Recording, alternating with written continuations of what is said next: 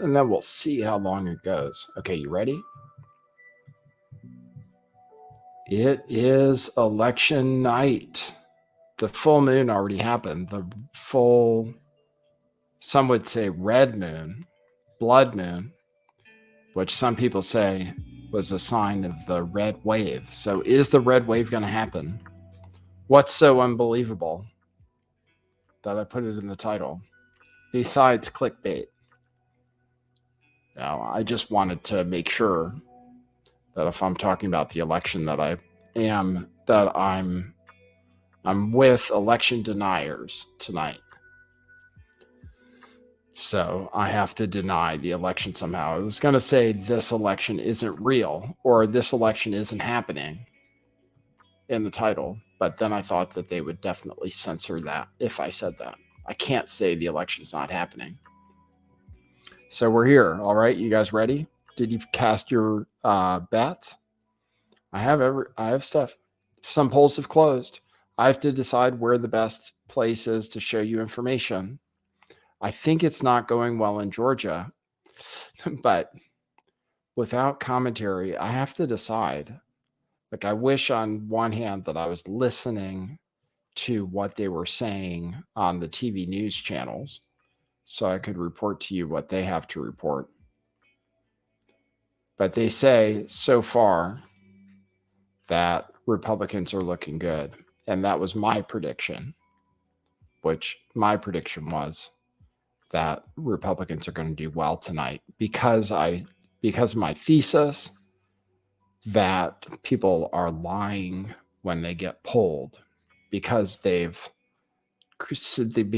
make it socially unacceptable to support one party. So people don't tell the truth when they get asked questions about it. But it happened with Donald Trump before. So we'll see if it happens this time. I have wagers on the election. I have wagers. They're looking good. Do you guys want me to show you the projection? I'll show you the projection from predictit.org right now, which is for, I'll break it to you up front, Republican, House, and Senate. So and Republicans were favored more, so the odds are changing. I'll show you this. Did you guys vote today? I voted. I have a sticker. I have a sticker I'm wearing. This is the prediction from the betting odds right now. So the betting odds say that there are going to be 53 Republican Senate seats after tonight, but it's close. It's close in Arizona. It's going to be close, they think, in Pennsylvania, and they think it's going to be close in Georgia. So that's what things are looking like. And it looks like they don't think Republicans are going to win in New Hampshire. And they definitely don't think Republicans are going to win in Washington State, where I did make a long shot bet. But I have money on Arizona on 2 races, in Pennsylvania on the Senate race, and for control of the House, I have a bet. I think that's it. I have 4 main bets. So Pennsylvania Senate, I bet on Oz. I bet on Blake Masters in Arizona. It's going to be really close. They say it's going to be really close in Arizona and Pennsylvania. I'll see what I can show you. So I've shown you this map, right? So this is based on betting odds. Right now, betting odds are 53 Republican, and the odds for Republicans to win the Senate is 76 to 27. 76 cents to bet on Republicans, 27 cents to bet on Democrats. So let me see what I can show you as far as results go. And then maybe I can maybe take phone calls. There were some voting issues I can show you. Donald Trump is freaking out about it. Donald Trump is about to say he's going to run for president on the 15th, I believe. So that was something you could have wagered on. There was a bet for will Trump announce he's going to run for president before 2023. And now that bet's going to pay off because he is about to announce for real. And then Ron DeSantis is about to win in Florida. And he's going to run for president too. Right now, the favorite to be the Republican nominee, and this has changed over time as far as betting odds go, the favorite to be the Republican nominee right now by far is Donald Trump. So over Ron DeSantis or Ron DeSanctimonious. So here's what we're going to do on this show. We're going to stay tuned in with you guys. We're going to try to stay tuned in because the results are going to come in for a little while. We'll see how long we can go for. We'll see how the night goes and how we feel. But looking for results out of Pennsylvania, looking for the polls close, I think in 5 minutes. So let's see what I can show you. You guys okay with the music? Let me know. Guga's on Twitterberg says, don't bet, they'll cheat. Well, that's why that's definitely what some people think is going on, is that there's cheating. And Bill Carson over on Rockfin says, it's unbelievable that people think voting is real. So welcome voting doubters and election deniers and conspiracy theorists of all kinds. You've come to the right stream, even though I voted. But there were some things on the, I'm willing to vote if there's some reason to, even though kind of like if I didn't vote, I realize nothing would be different probably. It's not going to come down to my vote, whether the issues I want pass or not. But I voted all the same because there were some issues I was interested in. For one thing, gambling is on the ballot in California. 2 different gambling propositions. Vaping is on the ballot in California. These are things I'm interested in, gambling and vaping. I do both of those. And they wanted to make flavored tobacco illegal in California, and it made it to the ballot. So I wanted to vote against that. Let me see if I can show. Okay, I'll also show you. Let's see, since we're on this page, this is where I bet on politics, and you can still wager right now. Like you could wager right now, all the way up until the results come in. You can wager. The odds just change. So you can wager right now on Dr. Oz to win in Pennsylvania for 60 cents to win $1. You wager on the Republicans to take the Senate. So right now it's just in Pennsylvania, Democratic odds are surging. They're optimistic right now in Pennsylvania that Fetterman is going to pull it off because I believe it's because when they polled people leaving the polls, that they said abortion is one of their top issues. And we know that Democrats do better on that issue, supposedly.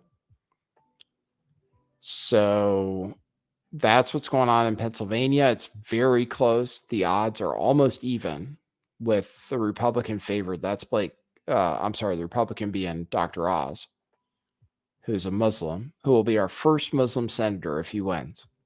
And those polls close in a few minutes. Literally a few minutes.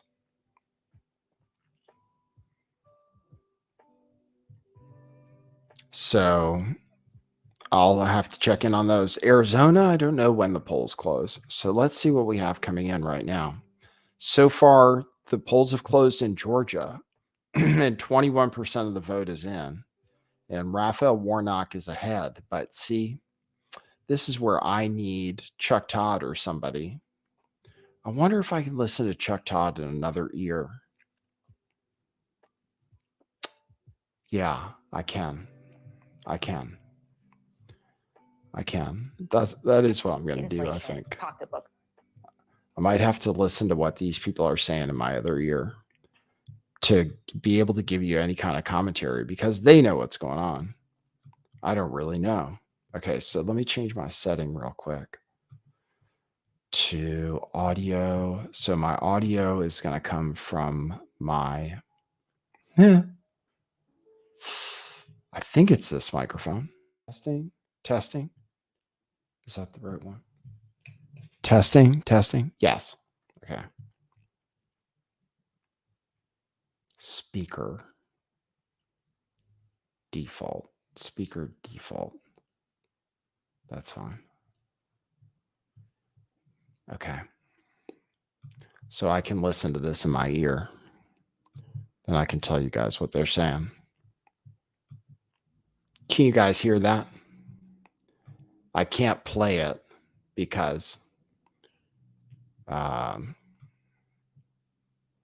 it's against the rules. I can't just stream NBC stream. That's what I'm tuned into right now. So we have 8 p.m. poll closings. The critical 8 p.m. poll closings are about to happen right now. I think that's going to be Pennsylvania. And let's see what else.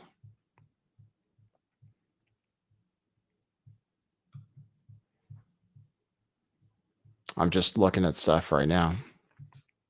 I have live results. Let me show you this. You can't hear it, right? You want me to post the phone number, Susan Washicki? Yeah, I could just take calls. I don't mind. I can just take calls from people. People are predicting, though, 53 seats, okay? That's the prediction right now. 53 seats, but it looks really close, apparently, in Pennsylvania and Arizona, which is where I have money on both races. So I'm on the edge of my seat. I really think I'm going to win, though. I really think Dr. Oz is going to win. I don't see how people are going to elect Fetterman. I just don't believe it. But you never know. You could be wrong. The real show has started. If you want to support the show and you want to have me read your comment live on the air, go to buymeacoffee.com/lifttheveil and drop a coffee there. Buymeacoffee.com/lifttheveil. I'll check that throughout the night. Let's see. This is some results here, live results from what they do on Google. United States Senate, Georgia. So right now, Warnock is ahead by a number, but the early vote, from what I understand, comes in from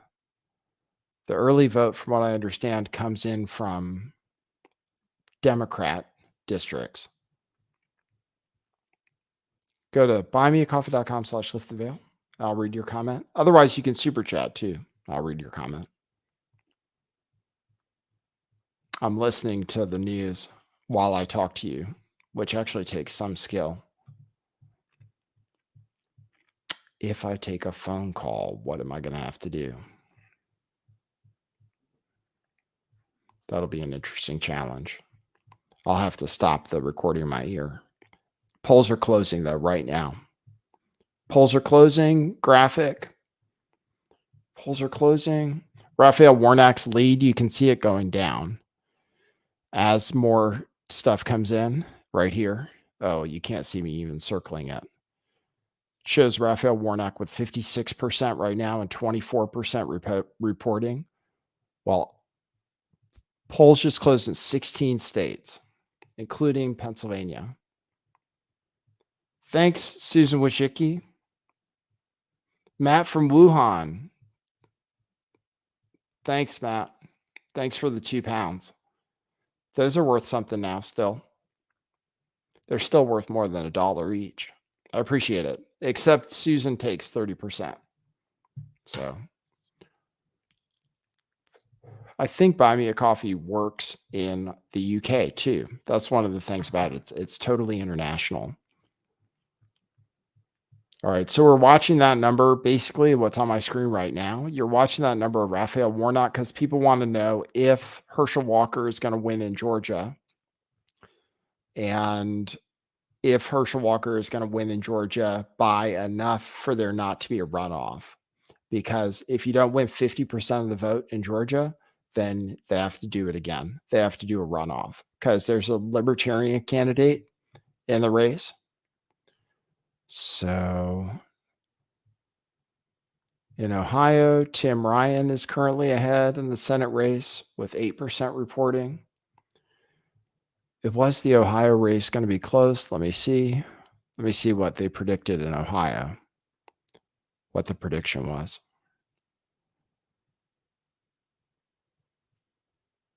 Senate race in Illinois.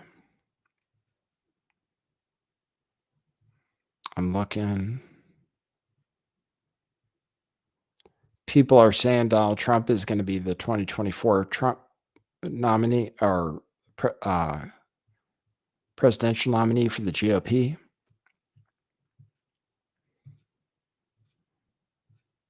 I'm just trying to see what the prediction was for Ohio. Ohio was the Republican was going to win the governor.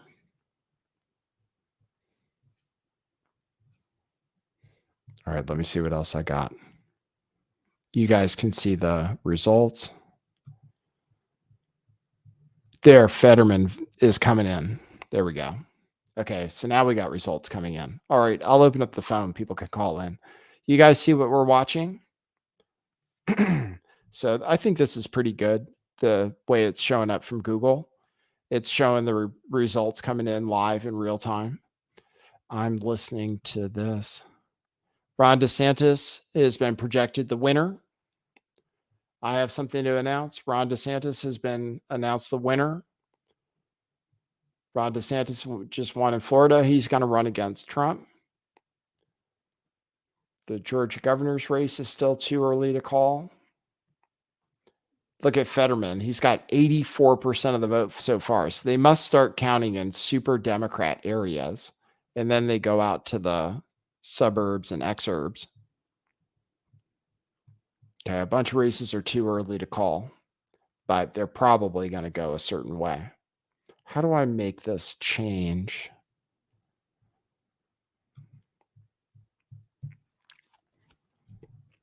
To show...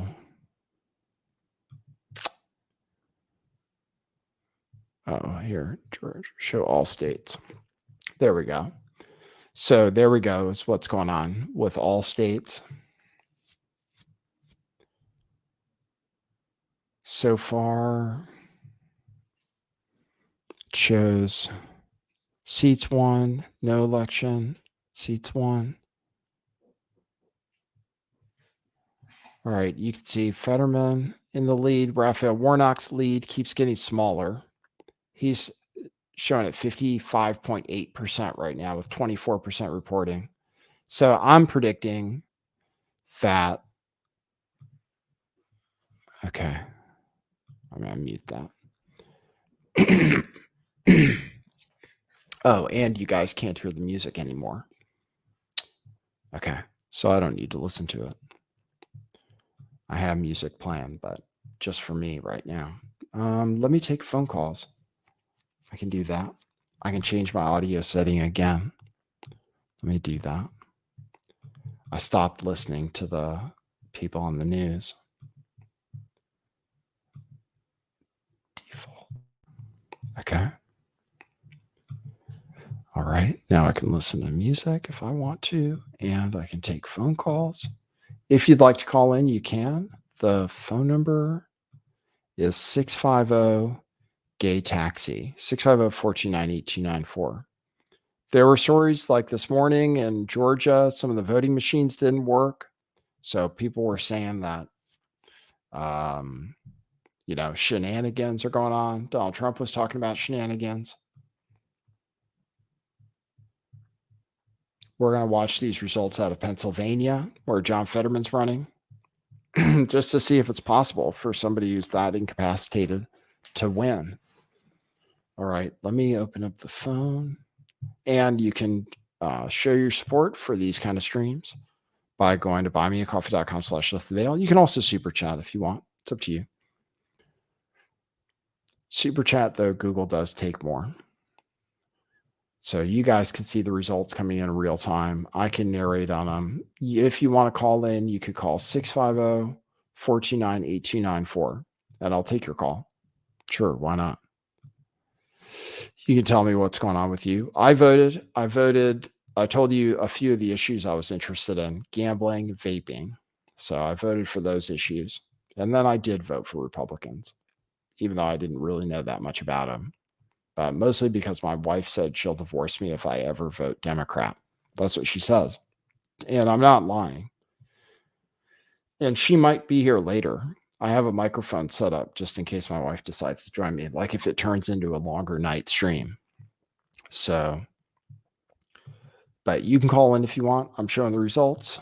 I can go on different screens to show different kinds of data. So okay, so let's look at Pennsylvania. Let's see what kind of data they give us. Hopefully you guys can hear okay. Hey, you're on the air. Hi, Nathan. Hey. I'm Matt. I'm in Ipswich. Hey, what's going on, Matt? Hey, how you doing? I'm very good. What time is it in America? In this part of America, it's 5 p.m. And on the East Coast, it's just after 8 o'clock. So on the East Coast, that's why dinner time. Yeah, it's like dinner time on the East Coast, I guess. Yeah, about 1:10 in the morning for me. Yeah, you're up late. And you're watching the U.S. elections. Are you interested in what's going to happen here? I'm more in awe of the blood moon. What is this about? What's up with glazed over? Yeah, I know. That's the eclipse. Are you a flat earther or what? No, I don't know. I haven't got any dog in the fight. But what is the big deal about having an election in America, which is very important, on the blood moon? There's a rainbow in my town today. Oh, really? That would be even more significant. Yeah. Well, I don't know. It's just people are into that kind of thing, like to point out stuff like that. But otherwise, I don't know. It probably doesn't have any significance. There was no blood moon last week or 2 weeks ago. Things don't have to have meaning. People assign things meaning. People say they have meaning, but they don't have to really. I mean, it could just be something that happens and that there is no. So the people in charge couldn't have chosen the day which they knew that this was happening today. They couldn't have because could have happened. Well, you guys have weird elections over there where they can call an election anytime. Our elections are always the second Tuesday in November when they happen. So in a sense, they wouldn't have been able to choose it because it's always the second Tuesday in November. So that's pretty strange. It is weird though. I mean, it is a coincidence. It could have significance. If you wanted to say it had significance. I live in England and I didn't vote for anybody for the last 5 years. And we've had 3 or 4 different people just come and go who just spend all our money and pass laws. Yeah. We just get on with it. It's just like, let's not interrupt them. Is it Indian now? There was a lady before that. And then before that, it was a guy with like floppy blonde hair. Yeah, that's right. You guys have a great system there where you don't even vote for your leaders. We're toast. Like somebody else gets to choose them for you. So you don't even get to. But the only good thing is, do you know that Deagle thing? What's that? Do I know what? Do you know that Deagle prediction thing that said that people are going to get wiped out? Yes. I'm living in the southeast of England, and we have a lot of farmland. So even if the everything hits the fan, I can probably still just get chickens and grow stuff and Really? survive because we live on an island. Oh, But if you really? live on a landmass and people can just walk over and just take your stuff and kill you, and you have to shoot them for it, that's a totally different scenario. So living in England, I'm not really actually that worried. You're a bit worried about And we what? don't have guns. What are you worried about? Just probably the powers that be will say, "Have you had a vaccine?" I'll say no, and then they will just say, "Would you like to come with me? We're going to go to like a holiday camp for fun." Mm-hmm. And if you don't take the injection and leave there, then you're probably not going to leave. Yeah, hopefully that doesn't happen. That would be in a bad future. That would be in the bad version of the future. Yeah, but realistically, that is probably what we're heading towards. You think so? Because we don't have guns, but we do have pool cues. Yeah. Well, that's good. Yeah. Snooker. Sorry to go off topic, but Trump is pro-vax. Is what? You know, Hitler. Trump is pro-vax. Oh yeah, he is pro-vax. Yes. Still. Yes. I can't even enter America. I know. It's crazy. We have other friends that are from the UK. So is he the good guy on your team? I don't know. I'm no fan of Trump personally, and that's just one reason. The alternative is Biden, and he's just going to sniff your children and probably. I hope it's not. I hope it doesn't come down. One thing I don't like about elections is when it comes down to two bad choices. And if it was between Biden and Trump again, I would be really pissed off because I don't want to vote for Trump, and I'm definitely not going to vote for Biden. So I hope that for me, I hope it ends up being Ron DeSantis or something, and then I can feel better about it, even though he's not perfect, but he's better. Well, I've been to Tampa, I've been to San Francisco, and I know which place I'd like. You prefer Florida? You prefer Florida or San Francisco? I've been to Tampa. I flew into Tampa. We went to Clearwater Beach, beautiful place, absolutely fantastic. Clearwater Beach, one of the most fantastic, clean areas I've ever been to. Every afternoon it has like a rain. Everything is moist. All the grass. I thought that. Do they actually paint the grass, or is it just grass all the time? It's probably just that nice. Yeah, it's probably just that nice. Yeah. In China, they don't have that. No. But so sorry to derail your show, but you didn't derail it. It's good to hear from. Like, I live in England. Places. Yeah. I voted to leave the European Union because I don't like them. Yes. They are like the New World Order. Yes. They just want to take control of every single aspect of my life. So then I voted Conservative so that they wouldn't leave. They wouldn't just totally fuck up the referendum and just go with the Labour thing, which is basically communism. Mm-hmm. Right. So that's English, but we had some horrible woman in a tank. That fucking blonde bird, I don't even know what her name is. Yes. Disgusting piece of shit. Oh, that's not nice. Warmongering and blowing up fucking pipelines all over the. Oh yeah, she did blow up a pipeline though. Apparently, Truss was her name. Yeah. Liz Truss, I believe, something like that. Truss. She lasted about 3 weeks. It's like a piece of. If you're a Freemason, you make the capstone, and the truss is like the corner brick to wood ratio. Joint like Minecraft. Interesting. So yeah, we've got Richie Sunak now, and his father's really, really good at selling digital ID to the Chinese and the South Africans and the Americans and everyone else. So yes, and he was a hedge fund manager. So and he lent us lots of money when he pretended that we all had COVID. Yeah, brilliant, fantastic, and I can't fault him because he's a Bain person, and I mustn't say anything about him. That's right. Just the way that will work. Otherwise, I'll probably get cancelled. Yes, you would. But yeah. Then who's next? Who's Who's going to next? take over that? Boris again? Boris Boris is again? Yeah, I guess they have to bring back Boris eventually. I like him the best. He's my more favorite. fucking global warming bullshit. Yeah, right. Well, it's definitely work. you're definitely going to have that no matter what. So, no matter who's in there. I've taken a black pill, my friend, but in Have you? England, we are fucked. So if America pulls through, shed some freedom our way, please. Okay, we will. We'll do that. If we get freedom, I love you, brother. We'll give you some. Thanks, man. I appreciate it. Thanks for the call. See ya. All right, cool. That worked. Whew, that worked. You guys could hear it.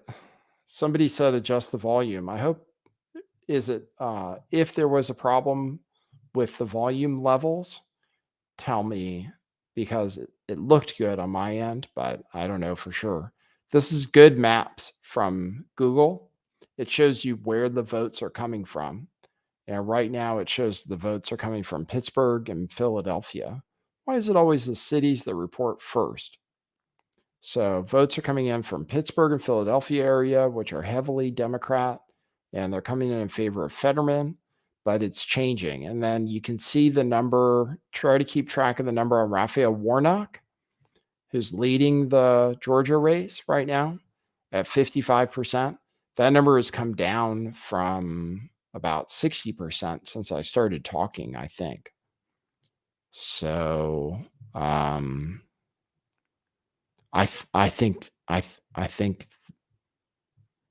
just think that Herschel Walker's going to win. I think Oz is going to win in Pennsylvania, but we'll see. Right now, there's only 4% reporting. The Fetterman total started out very high at about 86%, I think, but now there's 4% reporting.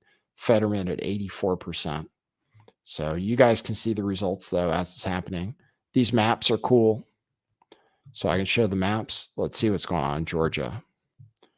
Here's Georgia. This shows you what is it? Oh, this is Georgia, and those are the states around it. So votes are coming in from all over the state in Georgia, including Atlanta, Savannah, Augusta, and Athens, the big cities. So votes are coming in from the cities for sure. And then they're starting to fill in the surrounding counties, which are going to be more red. So 55.3% of the vote for Raphael Warnock so far. All right, I'll open the phone. You can go to buymeacoffee.com/lifttheveil if you'd like to support the show and the stream. We're streaming for election night, doing a special election night stream just to tell you guys what's going on. So we're following the results in real time. I have to see. Let's see. I wish I knew what they were saying about how it looks. I can't tell you though, because I have to change my sound if I want to listen to them in my other ear. All right, I'll open the phone in case people want to call in. I have what happened. Cernovich says it's total decimation based on all data and trends. Let's see. Hey, you're on the air. Hello? Hey. Hi. Hey, what's up? Huh? Hi. What's up? Yeah, well, you're on the air. How are you doing? Oh, I was not expecting that. Oh my God, you don't usually answer like that. Yes, I'm so sorry. Forgive me. I was calling because I wanted to just weigh in on, I guess, the African American community. Oh, great. Just in general, I'm African American. I called you the other day about that Kyrie thing and about that and the Hebrews to Negroes thing. Yeah. But I used to be a Democrat and diehard Democrat, and now I vote all red. Not so much because I believe they're for us or for anybody, but I think they're the better of the two. And I think I've seen a shift in the African American community, and this is probably obvious maybe to you or maybe to everybody, so it might not be new information, but in the African American community, we just grow up as Democrats. Like, it's not even a thought. Like, you just are a Democrat, like you're black. Right. And even if you think or say you're a Republican or vote for a Republican candidate prior to like right now, even still a little bit, but prior to right now, you would be ostracized by the entire black community. So it's interesting that Trump became kind of polarizing and then few, and, you know, so I just wanted to kind of weigh in on that. And it's interesting, but I cannot say to other black people that I vote red. Really? Like, you can't say it. You can't. You can't. Really? Nope. Except for the other people who do. Like, you know, kind of how back in the day, like, I'm older, like, gay was maybe the gay people knew they were gay, but they couldn't say it. Like, back. Mm-hmm. It's kind of like, so now, you know, you're a Republican, you vote red, but you literally cannot say, like, at the family barbecue or the cookout, or you still can't say it, even now with how Biden is screwing up the country so bad, you still can't. So That's crazy. I just wanted to kind of weigh in on that. That's interesting. I heard, or I saw some commentary that in Georgia, that if Republicans win, that it's going to be because a lot of black men decided to vote Republican, either for Herschel Walker or for or against Stacey Abrams even. So they were saying that but you don't know. Do you know people though who tell you secretly that they're Republican or what? Yeah. And I'm heavily in the black community, like, meaning that most of my group is black, like my friends, my everything. So, and then there's like different camps of blacks too. Like, it sounds weird to say that, but it is, as far as, but 99% are Democratic. But I do know the ones, but it's a whisper. Mm-hmm. And it's sad that it's a whisper, because if you don't go along with the group, right. And I never knew that, because I was one of them. I used to have Republican friends, like maybe 10 years ago, and we would literally, it's almost, you'll stop being friends with them. Like, it's almost Right. like that. Right. It's literally Sad. was like, and now that the scales have fallen off my eyes, it's like, what? How has this whole group been brainwashed since who knows whenever it changed? And then I studied the history, and it was like, oh, wait a minute, the Republicans were the ones who were actually against slavery, and how did that happen, and all that Yeah. history. But it's interesting, and it's tough being black within the black race. Mm-hmm. Forget racism, just within Mm-hmm. the black race, and it comes up with issues like this because you, quote, lose your black card if, like, a lot of blacks do not like Candace Owens. Right. Like, they of course. hate her. Right. I can And imagine. yeah, and there's so many like her. It's like, well, why can't she just have her voice? And they, you know, and you might already know this, they, like, Ice Cube, when he came out and was just like, I'm not giving my vote to anybody. You know, both sides have to talk to me. Like, they canceled him. Right. Like Ice Right. Cube.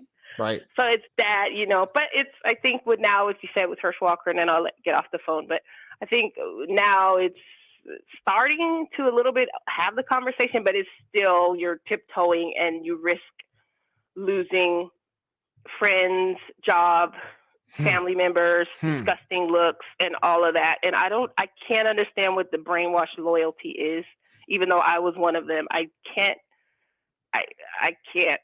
understand. I would vote for Trump, not because I love him, but I think I would rather vote for anti-establishment, just because I think that's the better of the two. And the only reason I wouldn't want Ron DeSantis, I love him, because if he leaves Florida's going to be vulnerable. And then I think he's going to get taken over if he becomes president. Like, all the presidents become zombies or something. They get some secret thing happens and they can't do what they set out to do. So I think he's safer in Florida to do what he's doing and has more power, whereas Trump is a wild card and they can't really mess with him that much. So all right, that's kind of all why right. I vote for Trump. All right, that's cool. What state are you voting in today? Los Angeles. in California. So we don't have much chance, right? You voted for Republicans, but they're probably all going to lose, right? I know. And as soon as I walked into the poll, everybody had on all their masks. They were all masked up. I was like, yeah, I know who you guys are voting for. and it's funny because I live in a black neighborhood. So most of the people who work there are black. And they're like, come on in. And I was thinking, if you knew who I was voting for, you would shut me out and kick me out. Yeah. That's funny. But I'm still praying for us. Don't you guys have a mayor? Don't you have a mayor's race where the Kardashians got behind this guy who used to be a Republican, though, right? What's his name?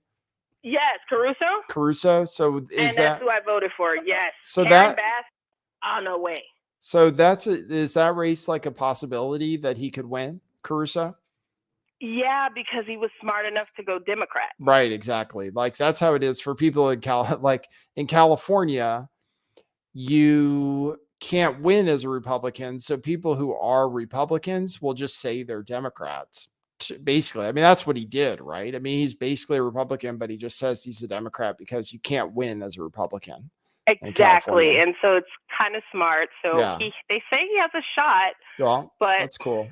Yeah. That's something. At least you got to vote for something where there's a chance. I voted on some of those ballot measures too. Did you vote against the flavored tobacco ban for me?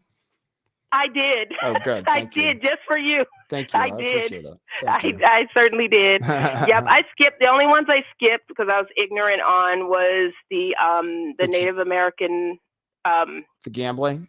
Yeah, I was just like, I don't know. So I don't know. Yeah. Yeah. Well, that's cool. All right. Well, thanks for taking my call. Sorry it started out because I didn't expect you to just pick up. So I was like, did I dial the wrong number? That's all right. I answer the phone funny and I sound different. So. Cool. Yes. All right. I Good love to hear your from show. you. Thanks so Thank much. you. And I'm about to send you some money. Oh, you're the best. Thank you very much. I'm about to send you 5 coffees. Okay. Oh, wow. Thank you very much. Okay. All bye. Right, see ya. Cool. See, we have a diverse audience that listens to the show. All right. I got to tune in. I got to listen to what they're saying on NBC. I got to hear if they're saying there's a Alabama Senate projected winner. I'm sure that, the Oz race. Look at the Fetterman with 5% reporting. They're saying it's 80% to 18%. So Fetterman's just way ahead, but it doesn't mean anything. Look at Raphael Warnock's numbers. He's down to 53.5%. So that's not looking good with how fast the numbers are coming down. Not looking good for Raphael Warnock. Yeah, it's hard being in California because, Republicans, people know just, oh, well, there's no point in even running as a Republican because people are so brainwashed here that people have to run as Democrats, even if they're conservative. So they might just be conservative and then just say, oh, I'm a Democrat just for the race. So I guess that's what happened in the mayor's race there in LA. So that was somebody voting from LA. I also voted here in California. I'm not in LA. That was good. So they haven't gotten to Arizona yet. Hey, Candace says, did I discuss Arizona? I haven't discussed it. Well, no results. Results don't come in until an hour and a half from now from Arizona. I can tell you what the odds say. The betting odds have been changing all day. And I will tell you the betting odds are very close in Arizona. So I have to hear what the narrative is, though. The narrative is so important. So let me do this. I'm going to adjust my audio again. Okay. Yes. Okay. So I'm going to adjust my audio again and I'm going to listen. So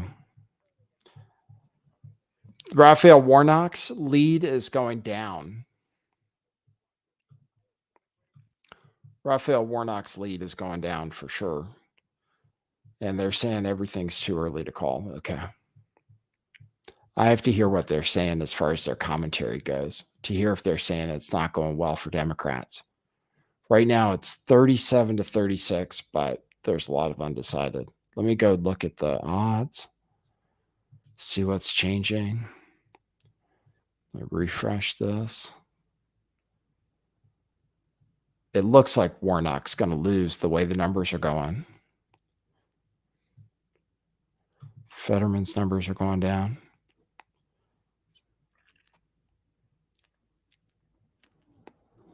Let's see. I can show you guys. Okay, let's see. Right now, the odds are changing quickly, actually. The odds are changing quickly. Right now, Fetterman is favored to win in Pennsylvania. Okay, so things are changing quickly. Right now, Fetterman is favored to win in Pennsylvania, which was not the case before. So, but that could just be because people are seeing these early results and they're confused, because it could be that it's normal that the results look so skewed right now. Let me see Pennsylvania. Because right now, the places reporting in Pennsylvania are the cities. Yeah, there's only a few places that have reported, and it's mostly outside of the cities, outside of Pittsburgh, which is a strong area for Fetterman, outside of Philadelphia, Allentown. So, but the odds have changed. Right now, Fetterman's favored. And the Democrats favored to win in Arizona, too. So things are changing really fast. Right now, in fact, things are changing really fast. So let me show you this. Not in a good way for Republicans. Let me show you this. The map has changed. The map was showing 53 states going to Republicans. Now it's not 53 states anymore. Come on, load up. Yeah. And now control of the Senate is way up in the air. This is going to be a long night, I think. I think this is going to be a long night. Check this out. I'll show you guys the latest. I showed you this map to start off tonight, and it showed 53 states for Republicans, right? So now it's already down to 51 states for Republicans, with Democrats now favored in Pennsylvania and Arizona, where I have my bets right now. So something about something is making people think that Arizona and Pennsylvania are going to go for the Democrats now. So we're looking at that. We're still looking at it. And then the race in Georgia is really close, but I don't know. I think the race in Georgia, actually, I think people are just wagering based on these early results, which are heavily skewed toward Democrats. And if you look at Raphael Warnock's numbers in Georgia, which they show here is only at 53 cents, Raphael Warnock's numbers are way down. He's down to 52.7%. He started at about 60%. So as the votes come in, the votes are coming in more Republican. So it's kind of backwards. It's kind of backwards to the last time. Okay. Let's see. Let me show you guys. So that's interesting news about the prediction. So now it's 51 seats Republican. It's very close. And you can still bet on it right now.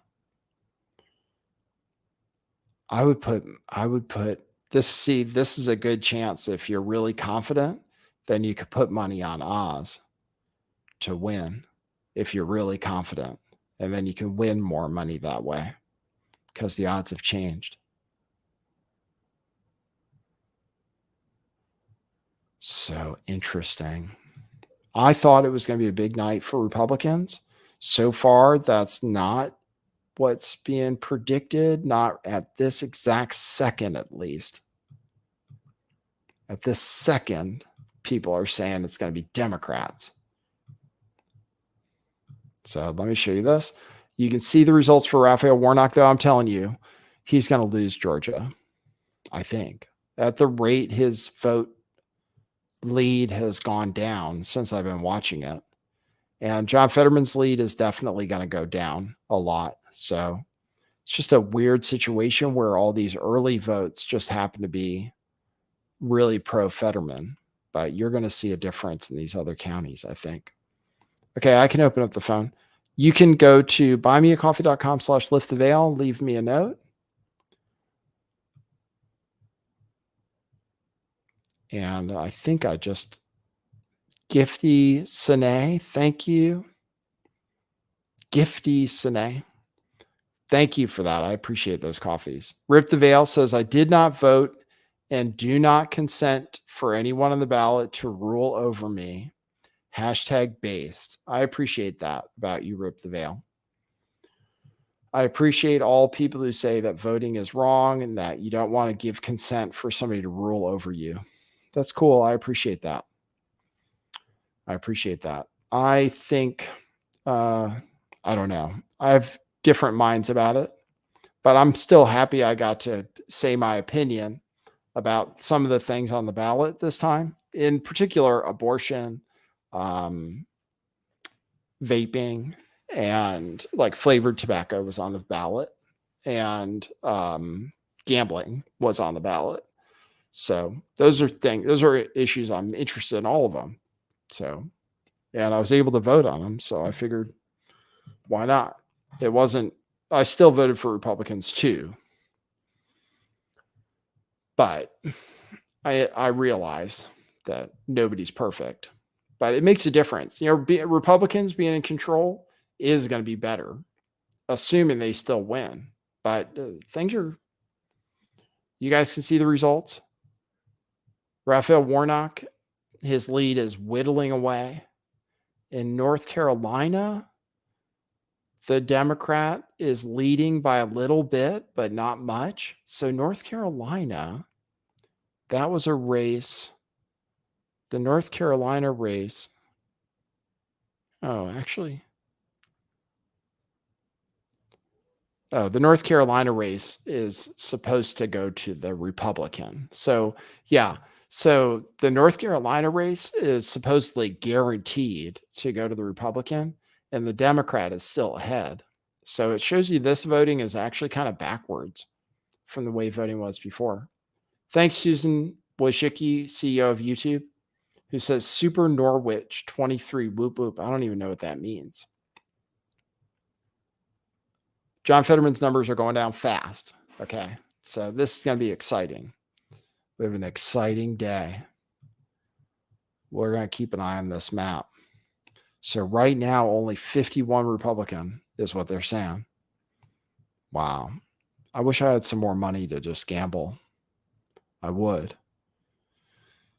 But I'm already all in for all my bets I'm going to make. So, boy, if Oz doesn't win, I'll be shocked. So we got to watch these numbers coming in and then in Ohio.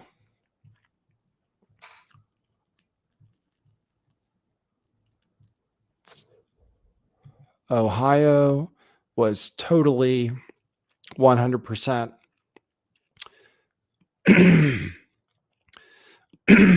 Ohio was predicted to go Republican for sure. And the Ohio vote right now is ahead for Democrats. So everywhere right now, Democrats are starting out. Oh, look at that. Raphael Warnock's down to 51.1%. So that's about to flip. He's about to lose Georgia to, let me click on that race.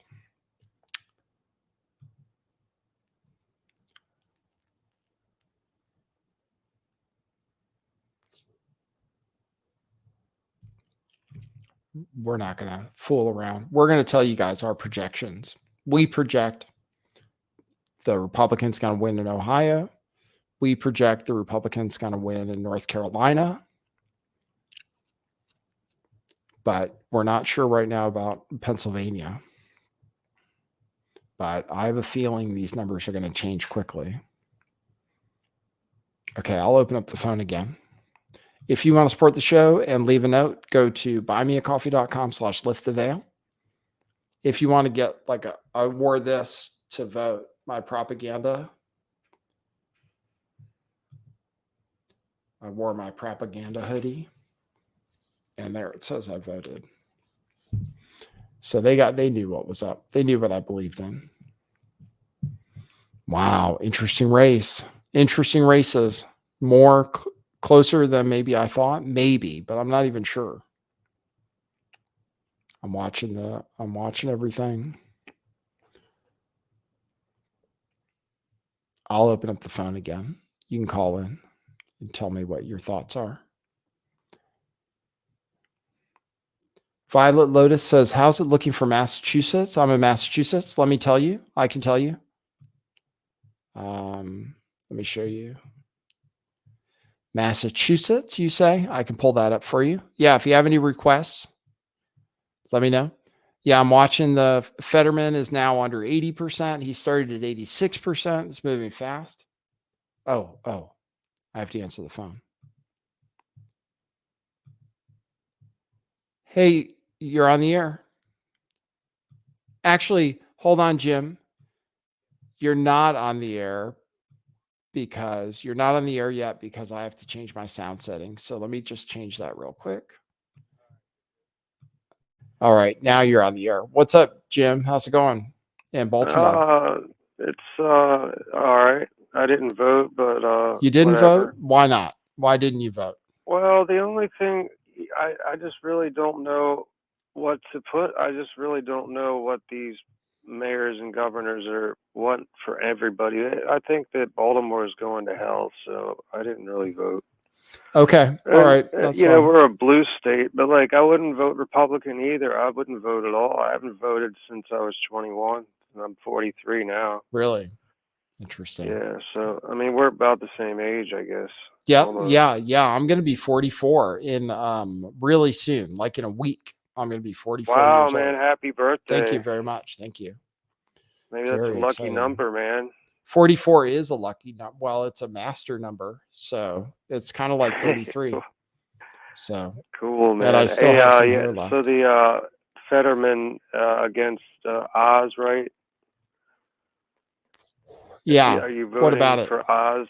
I bet I wagered on. Oz. I bet on Oz. Yeah, I bet on Oz to win. Right now, the odds have changed. Right now, the odds are in favor of Fetterman, but actually they're changing back and forth. So I think Oz is going to win in Pennsylvania, but that could be the closest race. If not, Arizona is going to be really close too. So where I also have money. Do you mind if I ask? You got like a fair amount running on it, or I will win most of the races. If I win, I'll win $100. Yeah, I mean that's like something, but you know, Yeah, whatever. Yeah, I mean, I'm. It's not more. I would bet more. So I don't know, but it's a reasonable amount. So I'm not putting too much money into gambling. So That's realizing that everything in life everything, the essence of life is all a gamble. yes, Everything you do, everything, like every motion you make, every word you say, everything everybody does is a gamble. everything. That's an interesting perspective.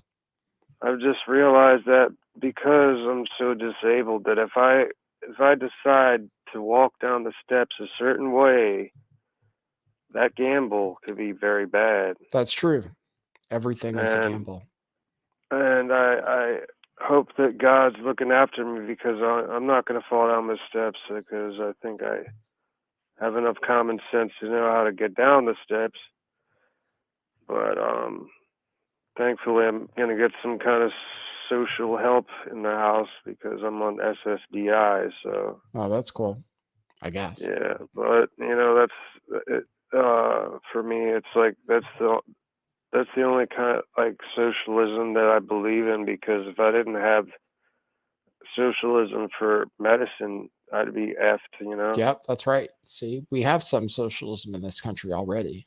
Yes, we do, and that's the only kind of socialism that I really agree with. But you know, in Maryland, there's a vote to legalize marijuana, but really? Cannabis. Yeah, but I'm not gonna. I don't want to even weigh in on that. I wouldn't know what else to vote on. I wouldn't know what I don't care.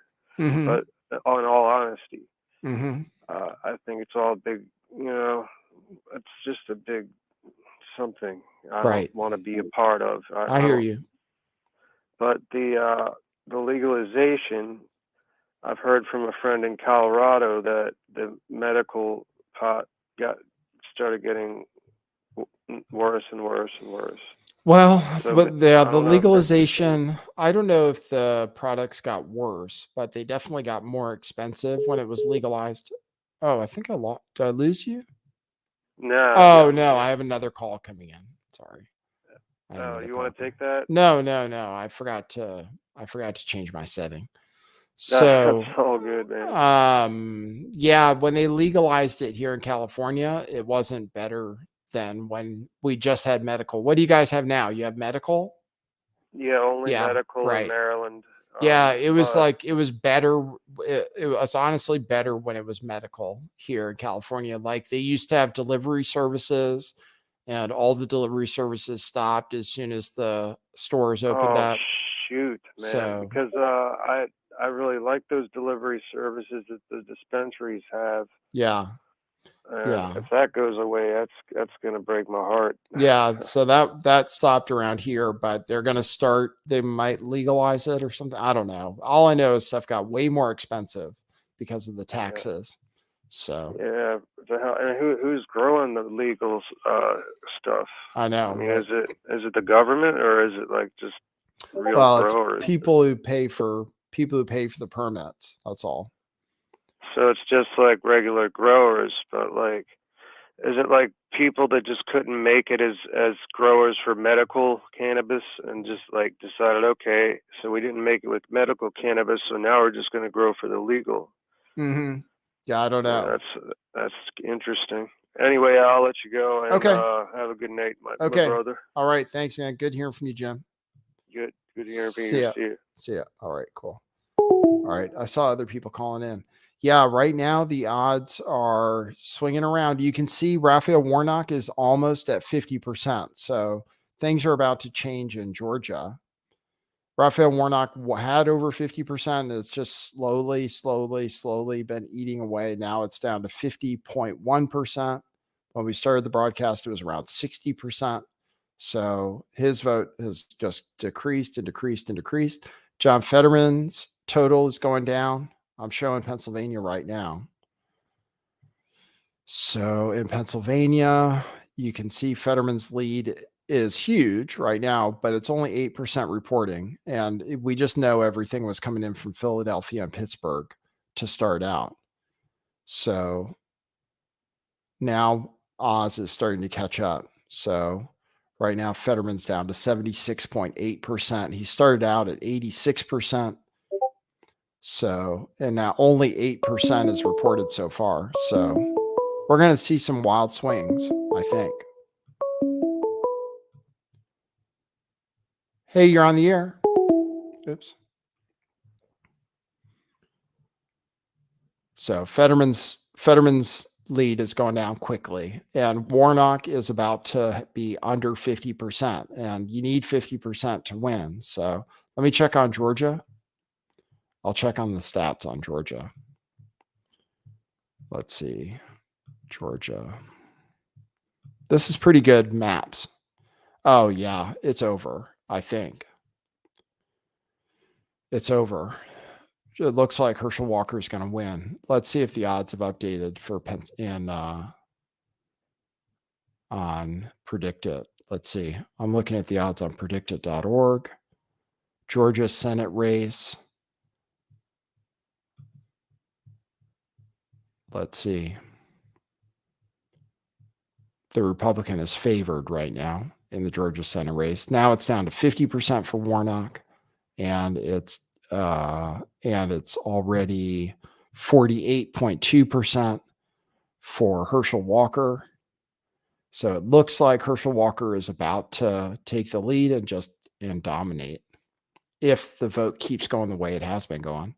North Carolina, the vote's about to flip to the Republican. In Ohio, that's going to change for the Republican. So everywhere so far, starting out heavy for the Democrat.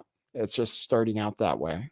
where the results are coming in. So it's different than when Trump lost or whatever he did. Hey, you're on the air. Hi, Nathan. Hey, what's up? Me again, Hey, what's up? Matt from England. Hey, what's up? Okay, so what's the format for your show now? You're just gonna keep powering on until some of the results are coming in. Did you say keep parroting on? Is that what you said? Powering on. Powering? Yeah, that's what I was going to try to power on as long as I could. Yeah. Until the results come in. Well, it's really late. We're gonna have to fall asleep. And Yeah, eventually. Yeah, well, it's later for you than most people. So, but I am going to go for a little while. Like 5 to 2. Yeah, I know. You don't have to stay up for it though, because it doesn't affect you over there in the UK. You don't have to stay up for it. It doesn't affect us directly, but Right. the culture war definitely affects us. Well, I'll tell you what, if you Okay. want to stay awake for it, I'll be live for a little while longer. If you don't want to, though, that's okay. I understand. No. I'm not complaining. Oh, What okay. I'm saying is that what do you want out of this? Because you're very middle of the road. You're going for the milk toasting. What's that guy with the beanie hat called? Tim Pool. I'm going for the Tim Yeah, Pool. you're kind of going like the Tim Pool. No, and I like that. I want. The algorithms don't can you for this. Yeah, right. No, I Apparently, want. Mark Geis is being fired. Going to get rid of from YouTube. Oh, really? Yeah. For what? I think he's gone over the mark too often. Oh, really? Through sarcasm, so that the YouTube, I'm Susan Wojcicki, Yeah. CEO YouTube. I'm a man, but Yes. I'm still a lady, so please respect my pronouns: they, them, he, she. Yes. And basically, yeah. What would you like to happen when you wake up tomorrow after all this finishes? I just want to win. I want to win my bets. I'm hoping for I predicted, so I'm just hoping for. I like to be correct, and I predicted that Republicans would have a really big day because I thought that probably the polls would end up being incorrect. So I'd like to end up being correct, which means I'd like to win my bets. If somebody comes up to me in the street and they say, what would you rather have? Would you like to have loads of legal immigrants or no legal immigrants? And some people go, yeah, loads, please. Right. Because I don't want to get in trouble. Right. So exactly. It's the same with the polling, is it? Yeah, that's what I think. That's my theory. Theory. And apparently that there's a lady called there's a lady that said that interest rates is some kind of like right wing she said inflation. Stillman. Yeah. She said like inflation was like a right wing talking point. Yeah, I know. It's pretty funny. I know. Yeah, they're so funny. How is that possible? I don't know. People say crazy living in stuff. New York, there's loads of people getting pushed on train tracks and getting killed. Yeah. That's not good. No. And then the Soros pays for the person in charge of the law to say, well, that's fine. Just try not to keep doing it because it's not your fault. Right. Because you're black. Right. They and do I say say, well, that. that's not really fair, is it? And if black people complain that the Jewish lawyers keep doing that and they keep getting stabbed or shot, then what? Then what is the then what do they do? They have to vote for AOC. Yeah, you got to vote for AOC. She can't do much about it because she's Spanish. The Spanish are white people, but I think AOC is actually Jewish, isn't she? No, I don't think she's Jewish. Be careful. Google that. If AOC is Jewish, no, I'm pretty positive she's not. I would be aware of it. I think she, she's got a very But tomorrow morning, yes, you wake up, you say, well, I live in America now. I live in California. I don't want to live in Austin. It's horrible there. It's just full of fucking cowboys and weirdos. Mm-hmm. But now I'm going to get what I want because the people are on my side because obviously we've influenced all of us. Yes. And we understand that we are the cleverest amongst us. Yes. And even we've got Elon Musk on our side. So what should we say tomorrow? Are we actually going to win? Yes, somehow? I think so. I think it'll be a victory because when Republicans have control, they're going to start doing investigations into like Hunter Biden and stuff, and that'll be good. And they might do investigations into Dr. Fauci. See, one thing is when they get control, they get to decide what kind of hearings to have. So that'll be the The cool scary part. thing is that I thought that. I thought, well, Boris is my man. He's pro Brexit, and then he apparently had a glass of wine outside Right. and got fired. Yes. And there's a lady that had a tank and she blew up the fucking German pipeline. Yes. And Yep. that's a fact now. So the Russians can nuke us. We've actually declared war on them. Yes. I'm not really keen on that. So you sitting in America just thinking, oh yeah, we're just gonna vote. Everything's gonna be fine. Well, I don't Perfect. know. I'm not saying that. I'm not saying that. Everything's not going to be fine, but By the way, I'm Susan Wojcicki in the chat. I know you are. Okay. I know you are. I don't want to get your channel banned, but Yeah, what don't I'm get me saying is banned. that the Rothschilds own the Uh-oh. city of London, which is like a square mile of London. Which I don't was think where you I used can to live. say, how do you And know? that's like Monte Carlo. You can say the Rothschilds own the city of London. Is that true? Yeah, they own it. Really? Well, their friends own it, That and sounds the like Queen has. that sounds like and an the anti-Semitic King has no conspiracy jurisdiction theory. over that. All Like right. Monte Carlo, All right. Monaco. Yes. It's like a principality. Yes. Right. I understand that So about even the though I city live of in London. England, and my Indian billionaire tech mogul prime minister is selling my ass down the fucking river, Yes. all the money that we own is not even part of the country that I live in. Right. And that is basically what the Federal Reserve is in like a massive, massive scale. Mm-hmm. Yeah. Well, I hear you, man. Well, we're not going to say we won or anything. We're just going to say, okay, well, things will be a little different if Republicans win. So we're still hoping. So we'll see how it So goes. who would you like to be as a president in your country? Who would I like to be the president if I had to The choose president, yeah. the next president? Well, maybe either like I like Rand Paul and I like Tulsi Gabbard, even though a lot of people don't like Tulsi Gabbard. I like Tulsi Gabbard and I like Rand Paul. But otherwise, I also find DeSantis to be mostly acceptable also. So, But do you actually, I know you're gambling on it because who wouldn't gamble on this sort of stuff, but do you actually believe in your fibers, in the DNA in your body, that these people have got your best interest? no, I don't believe that. I just gamble on it to try to predict the future. That's the only thing I'm interested in. I'm just interested in whether I can be correct. That's it. Well, you're mostly correct. Yeah, mostly. And you're very polite because normally you'd have cut me off. Yeah. But Yep. do you remember when I said to you that I was in Wuhan when the Yes. fucking Yes. thing dropped? Yeah, it's crazy. And I Crazy story. emailed you and I bought the Yep. t-shirt. Yeah, I appreciate that. You're cool. You know who I am, yeah? Yep, I remember. That's why I don't want to overstep my mark. Yeah. You are a legend, my friend. Thank And you. the fact that we are still on YouTube is just fucking different level. Because Yeah. who wants to donate lemons? Yes, exactly. Put money into fucking pretendy lemon stuff. Yeah, exactly. All right, man. Well, I do have to take other callers because you called twice. Yeah, I know. Thanks for the call, though. Okay, Nice talking well- to you. Voting is futile. Okay. We need to just get to the streets and overpower the people that put injections inside of vulnerable people. All right. I love you. All Peace right. out. See ya. Just in case anyone interpreted that as a call for violence, it was not. It was said in rhetorically that we should overpower the people that tried to force us to get injections. Rhetorically overpower them. Politically, as oh wow, Herschel Walker is about to take the lead in Georgia.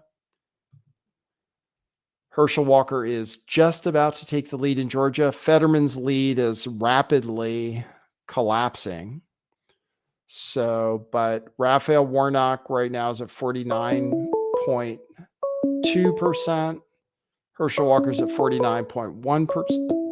So it looks like Herschel Walker's going to win. Hey, you're on the air. Hey, Nathan. Hey, what's up? Brian in Southern Indiana. Someone said not to dox myself, but who gives a shit? Yeah, We're that's all right. going You're to not hell supposed to in- dox yourself. That's right. Yeah, well, we're all going to hell in a handbasket, it seems like, every single year. Yes. But, I like that Brit guy. He's got some minerals on him. Yeah, he's cool. Oh, I just found out I voted a pro-lynching senator. So Pro-lynching. that's my sin. All right. Yeah, Good I job. did not know until today that I'm pro-lynching. So. Pro-lynching. Okay, good. That's a good one. I've seen some different smear ads on people. So you're saying you voted for somebody who in a smear ad, they said that he was pro-lynching or something? Yes, I proudly voted for a pro-lyncher Wow. senator that you mentioned that you'd be okay with as president. I can't believe people are so insane that they don't understand his reasoning for why he voted no on pro-lynching. Oh, are you talking Just like about his fa- are you talking about Rand Paul? Exactly. Oh, you're in Kentucky? Well, yeah, that's my address. That's my home address. But, I go across the river to. Oh, I got confused. Okay, yeah, I got confused because you said you were in Indiana, and then you said your senator is Rand Paul. So, okay, that's cool. So you got to vote for Rand Paul. That's cool. He might be my favorite politician overall. I have a few I like. I like Rand Paul. I like Thomas Massey. I like Tulsi Gabbard, who's not even in office, but Rand Paul's cool. That's cool that you got to vote for him. Yeah, they'll tell you, yeah, that he's racist because he would be against the Civil Rights Act, or he was kind of against the Civil Rights Act for libertarian reasons, just because. For libertarian reasons. Yeah. He was against the what do you call it? The Jesus, what do they call that? Is it the Commerce Clause or the there was a part in the civil rights thing that that his father had an issue with. Right. It was something about like you should be able, if you have a private restaurant, you should be able to decide for whatever reason you want to make up right who you serve, and so that's when Ron voted no against the civil rights legislation. Yeah, that's if he did. That's why libertarians are opposed to because they believe that businesses actually should be able to discriminate by race if they want to, like it's their right to do that. And there are people who advocate for that, like Peter Schiff, who's Jewish, says that that's the way he thinks things should be too, because he's super libertarian. He just says, yeah, if they don't want Jews in there, that's fine. I'll go somewhere else, So I don't know. It's it's an interesting position and one that's difficult for that shows if you're like a true libertarian. If you say that you should be able to discriminate against Black people if you want to, then that is like an extreme libertarian point of view, just because it has to do with the rights of what you can do as a corporation. Like you can say, I can have this kind of club or this kind of establishment.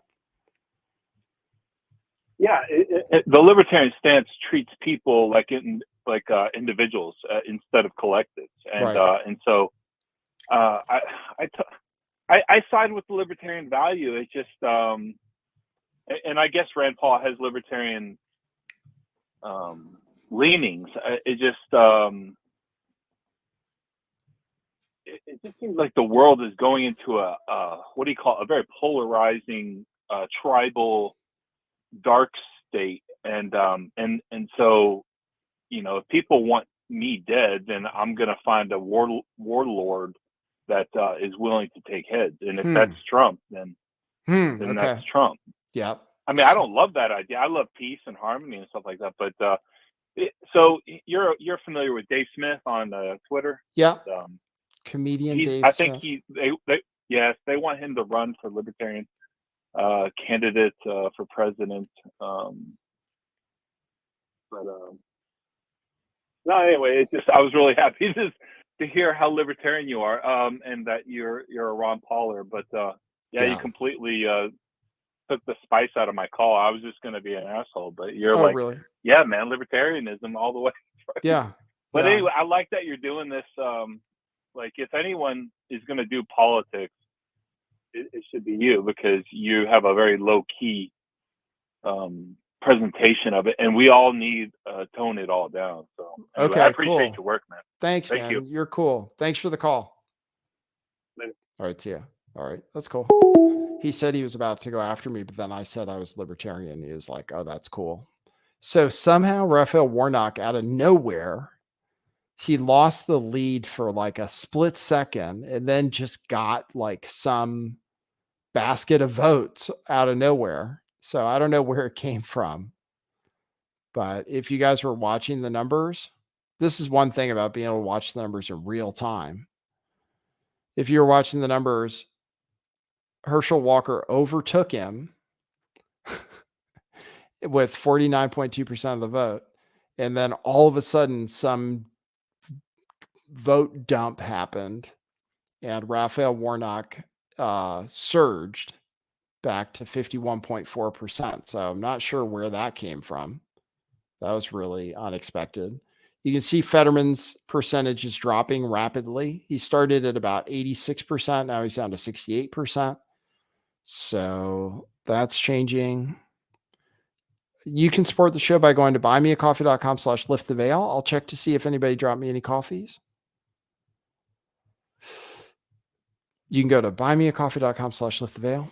Okay, no new coffees yet.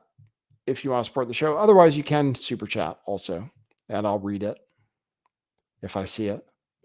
So, wow, close election. John Fetterman. I just think Oz is going to win. I have to pretty much keep broadcasting until I find out if Oz won. I should be able to keep broadcasting until that happens. Oh, I also bet on Carrie Lake. Did I tell you guys that? I also bet on Carrie Lake to win in Arizona, and she is overwhelmingly favored to win. So I have two bets that are like almost guaranteed, which is Republicans to win the House and Carrie Lake to win governor of Arizona. So those two bets should pay. But then I have Oz and Blake Masters, Oz in Pennsylvania and Blake Masters in Arizona that are going to be really close. And right now, let me just update the odds. Right now, they're saying 51 seats for Republicans, so it's closer than expected. And right now, Oz or Fetterman is favored in Pennsylvania. I still think, with the way things are going in Pennsylvania, that I think Fetterman could still lose. 13% of the vote is in Pennsylvania, and Fetterman's got 66.5% right now. This Georgia thing, can't even explain it. Herschel Walker took the lead momentarily, and then it was like unceremoniously snatched from him with some big block of votes going to Raphael Warnock. So it's about 100,000 vote difference right now between Herschel Walker and Raphael Warnock. And the Libertarian only has 45,000 votes so far. So he's not the one who made the difference. But 100,000 votes different in Georgia. Raphael Warnock currently at 51.1%. North Carolina, the Republicans are going to win. And the Republican is in the lead right now. In Ohio, the Republicans are going to win. That I can go ahead and make a prediction. Like I can do it before some of the news channels because I have the betting odds, which are pretty accurate. I mean, sorry, they're not always accurate, but for races that aren't going to be close. So people are predicting 51 seats. So people are predicting right now that the fake astronaut will win in Arizona. And I bet against the fake astronaut in Arizona. So how exciting. We've been taking calls. We've been taking your calls on this show. Thanks everybody who's tuned in. Thanks for the super chats. Mike, you said show the Pennsylvania map? Okay, I'll show it right now. Yeah, go ahead and put in your request. I'll change states. Pennsylvania. Here it is. So there's the map. And right now, Fetterman's down to 66%. Remember, he started at 86%. So, hey, you're on the air. Nathan, it's Adam. And Hey. thank you to Mike for giving me the phone number. My phone, your feed is coming in all pixelated. Oh, sorry. So you couldn't read the number. Yeah, that's too bad. No, I couldn't read the number. Okay. And because a gentleman, and thank you. Cool. So I just have a question. Like here in California, there was a lot of judges on the ballot. And I get the sense that most of those must have been appointed by our great governor. So I'm guessing that maybe What did you do for judges? Did you vote on them? I didn't know any of them, and they don't show a party preference. So I just didn't vote for them. I just skipped that part of the ballot because I was like, well, I'm not informed. So that's, I guess, the crux of my question is do you just vote no when you're not sure? I just skipped it.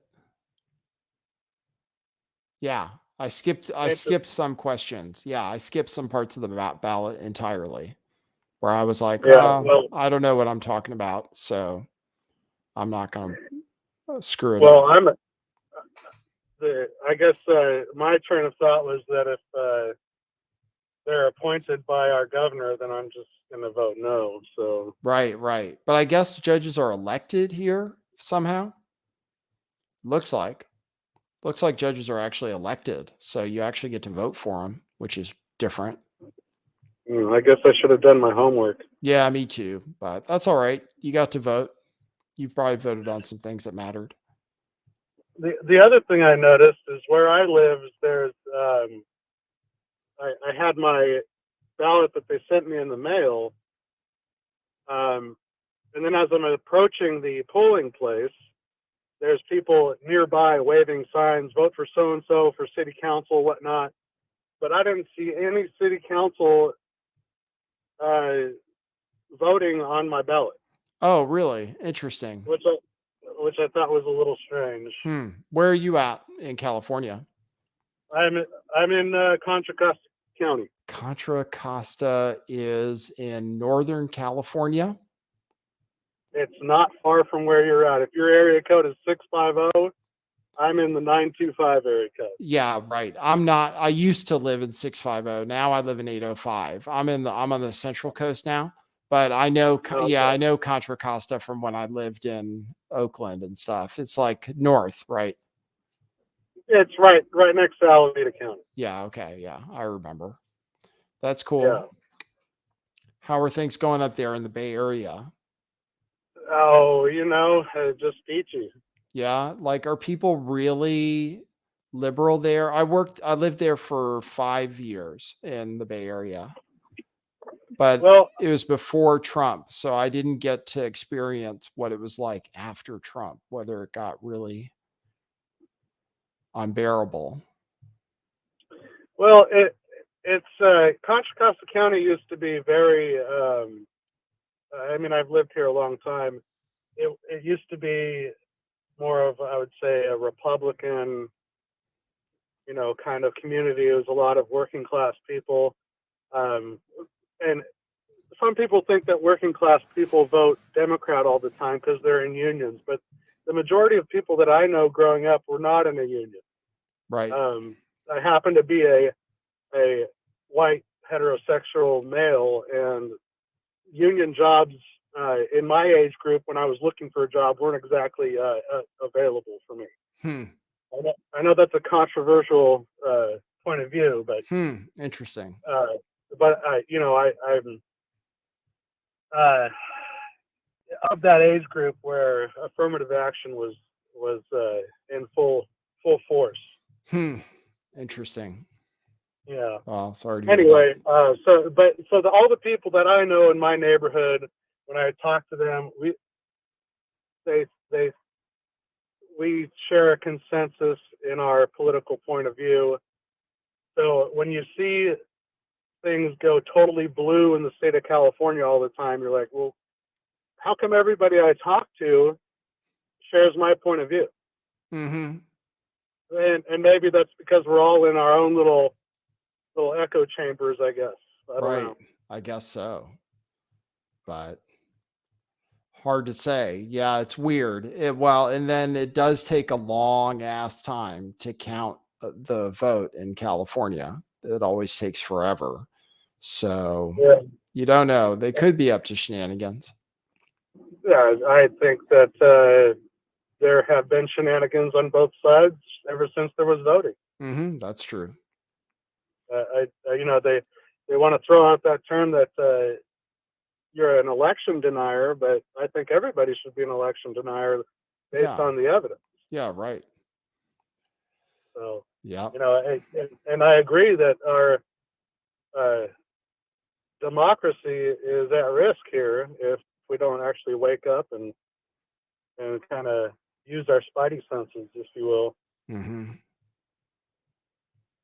Yep. Yep. Well, cool. You voted though, huh? So that's good. Yeah, We had a few people from California. Just left the polls, yes. All right. Cool. And the other thing I would like to just reiterate with your previous caller, a couple callers back, she was talking about the people leaving the polls with the mask. Mm-hmm. Some didn't have masks. I wonder how accurate that is. It's like it's almost like an exit poll. If you just sit there and watch, Yeah, right. you might be able to determine how the vote went at that particular polling site. Yeah. Yeah, right. Based on whether people were wearing masks or not. Yeah, I know. And to me, it just seems really strange that people still wear masks. Yeah, I think it's weird. It Anyway. doesn't happen much around here though. Where I live is more conservative than where you live. So around here, nobody wears masks anymore. My brother lives down that way, and he said the same thing. He lives, I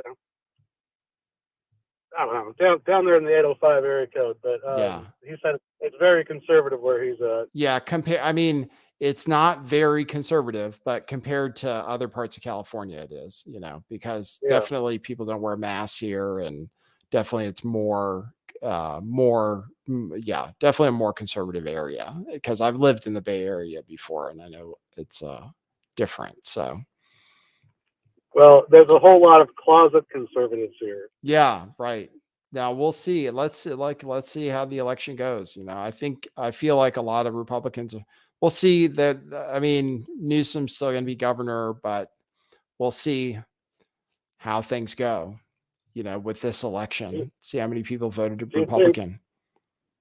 Do you think Newsom's going to run for president?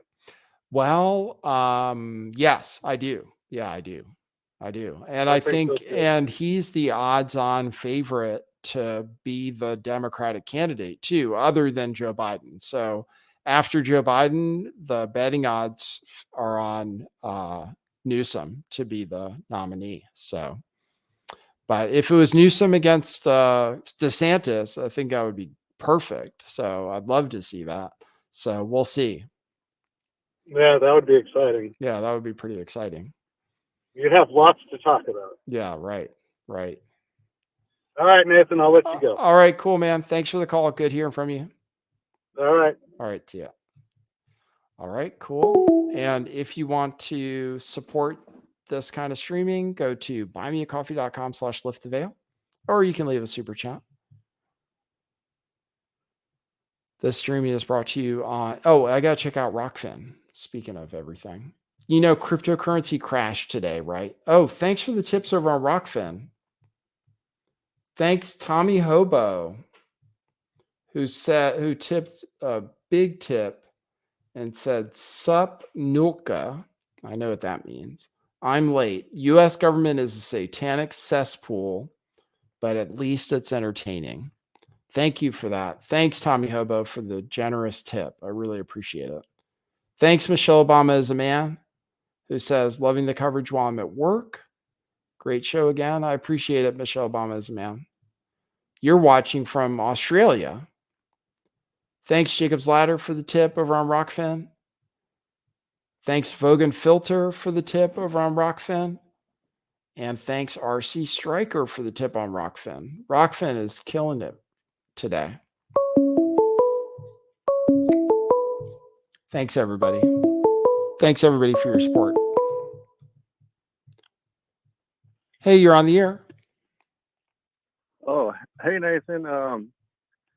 I just wanted to call, and I don't know, I haven't had a chance to follow you here in the past couple of days, but I don't know if you've talked about this, but the whole FTX thing that's been. Yeah, right. I was just about to talk about. You want to talk about it or what? I mean, I just now found out about it from my brother, so I jumped on my FTX account and withdrew my Bitcoin, and it went through. So. Oh, okay. Well, that's cool. So you actually you were able to withdraw from FTX. Yeah. So that's cool. Oh, that's good. Yeah, I mean, it's just some kind of meltdown right now, big meltdown in crypto because of the FTT token. So yeah, but that's crypto for you. I'm just going to buy some more. If it keeps going lower, I'm going to buy some more. So we'll see. I just wanted to put that out there if anybody was curious. I was able to. You were able to withdraw. That's good. Yeah, hopefully they'll keep being up and running, you know. But Alameda Research, I don't know how they're going to end up. So it could be that this big hedge fund goes down. Yeah. Appreciate it, Nathan. Thanks, man. Thanks for the call. All right. See ya. Yeah, there's like a major crypto bank run. There was a bank run in crypto. Okay, let me give you an update.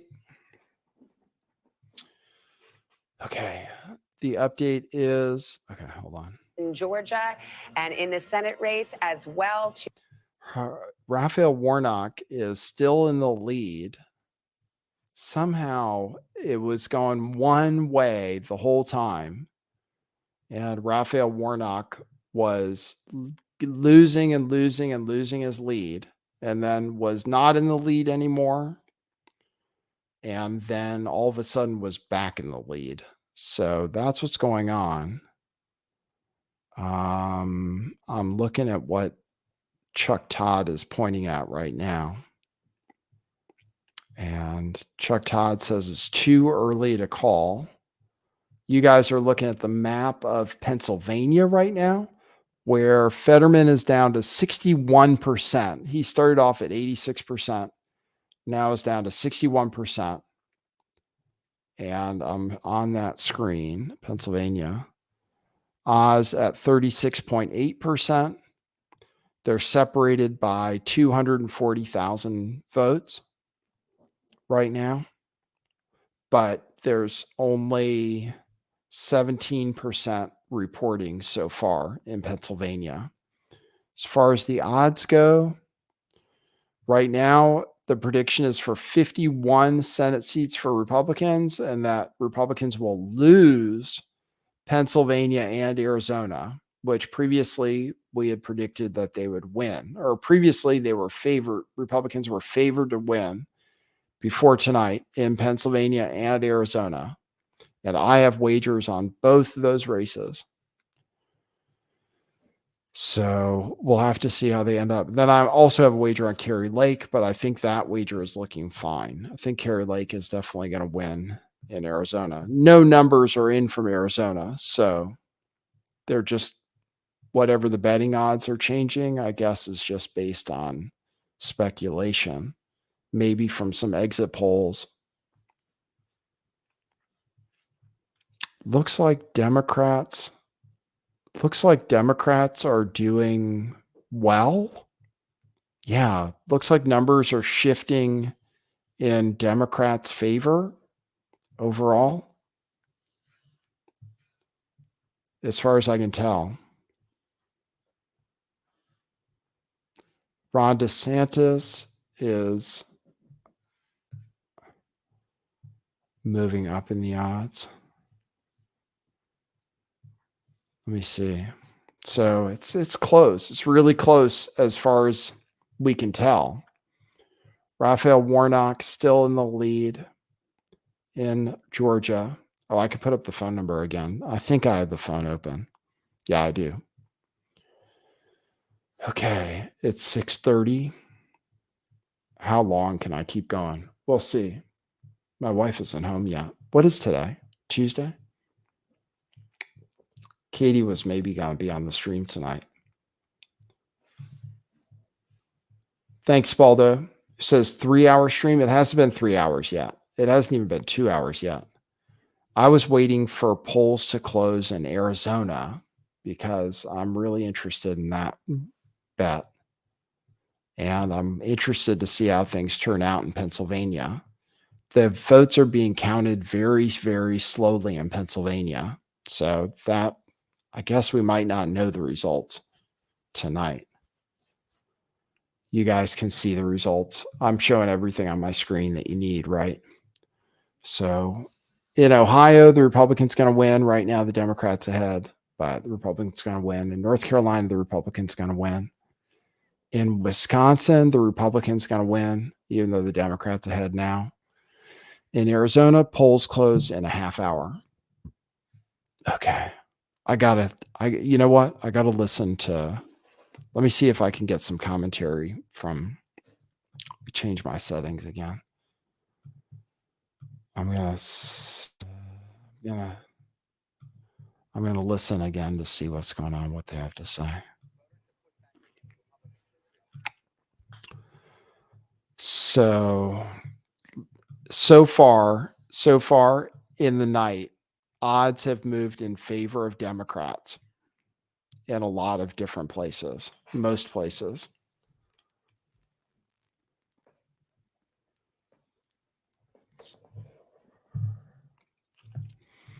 So I'm listening to what they're saying. Raphael Warnock's lead is going down again. Georgia, we might find out. We might find out tonight. Fetterman's lead is going down. Fetterman's down to 59%.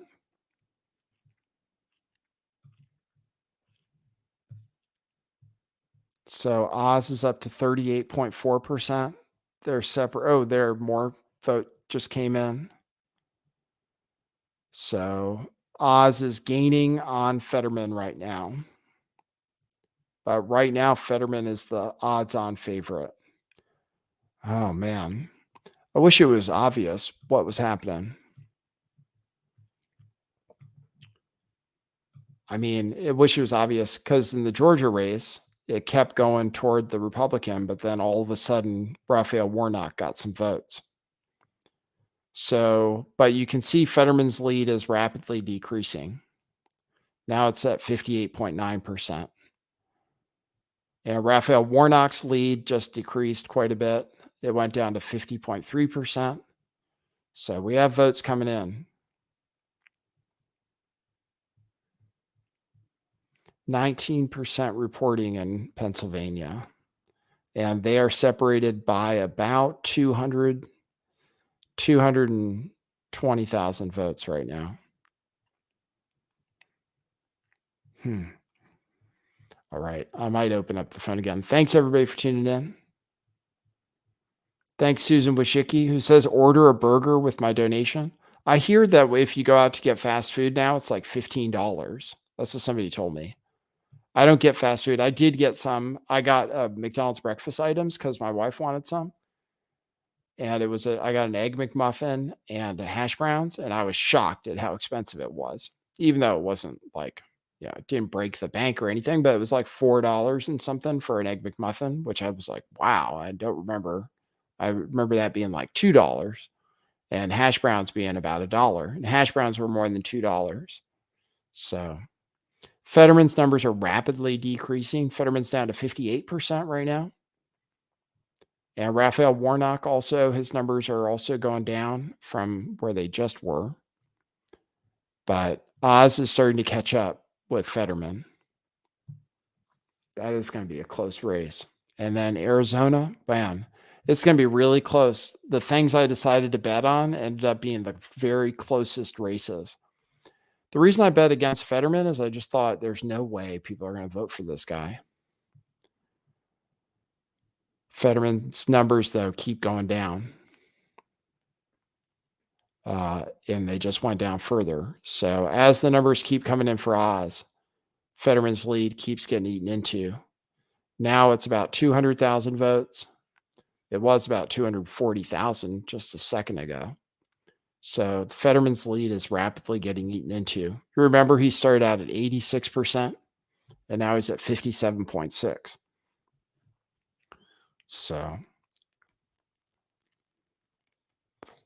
North Carolina and Ohio, you can see the Republicans are ahead now. I told you that those are already declared. Wisconsin is also going to go for Republicans. So even though the Democrat is leading right now, Republicans are going to win in Wisconsin. I can declare states before the TV does. So let's see this Fetterman. I feel like I just thought Oz would win by a lot. So we'll see. The numbers are changing awfully quickly for Fetterman. With 20% reporting, he's just been falling and falling and falling. So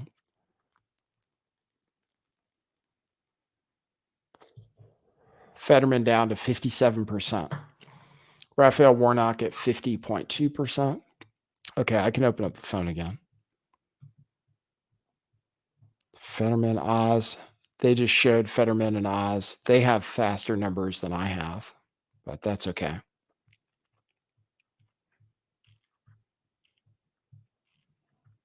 I told you guys that Ron DeSantis won his governor race. That was obvious. Fetterman down to 56.7%. I mean, it's just rapidly getting eaten into.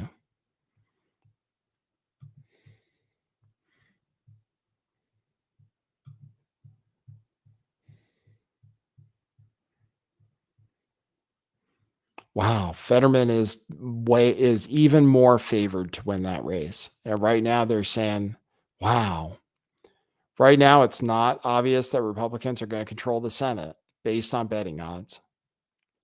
And as a matter of fact, Raphael Warnock is now favored to win Georgia. Okay, I got to show you guys this.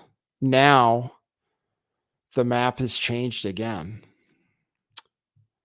The map has changed again. Now they're predicting 50 states. Now they're predicting the Democrats win the Senate. This is crazy. Now they're predicting Democrats win the Senate.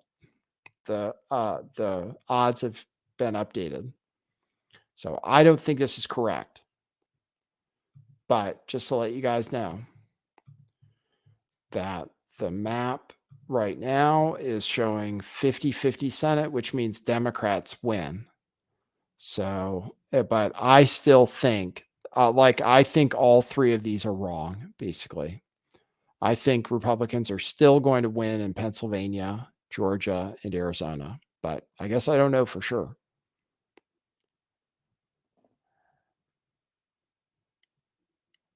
It seems like I feel like they're still going to win, but right now, Republicans do not take the Senate. Right now, Republicans do not take the Senate based on betting odds. But betting odds could be because of the results that are in right now, which shows people ahead who aren't going to be ahead forever. Raphael Warnock is now at 50%. Okay, let me go back. Wow, this is a really exciting. There's a lot of swings and roundabouts. So Pennsylvania, Fetterman's down to 56% in Pennsylvania. And for some reason, betting odds have him winning for sure. But his odd, I mean, as the votes keep coming in, his lead keeps getting whittled away. So I'm looking at Pennsylvania right now. Oz is within 200,000 votes now. And he wasn't before. Now he's at 41.6%. Fetterman's at 56% with 23% reporting. And the way Fetterman's numbers have been going down and continue to go down, like as I look at them, I don't know. I don't know. Raphael Warnock. Okay, let's take a look at Georgia. So it would be totally not what I predicted if Democrats win all these races in Georgia, in Pennsylvania, and in Nevada. So this is what's going on in Georgia right now. Georgia is within 50,000 votes. And Herschel Walker already had been in the lead for one moment. And most of the votes, almost all night in Georgia, the votes have been going toward the votes that have been coming in. Warnock's lead keeps getting smaller and smaller all night, except for one huge chunk that came as soon as Herschel Walker took the lead. But now Warnock is back down to 49.4%. Oh boy, things could really change. Things could really change. Right now, people think Democrats are going to win, but I'm telling you, it might not be a bad bet to take Republicans in those locations. But this is an interesting election. Right now, Republicans, it's 61 cents for Republicans to control the Senate. I'd say that's a good bet. Because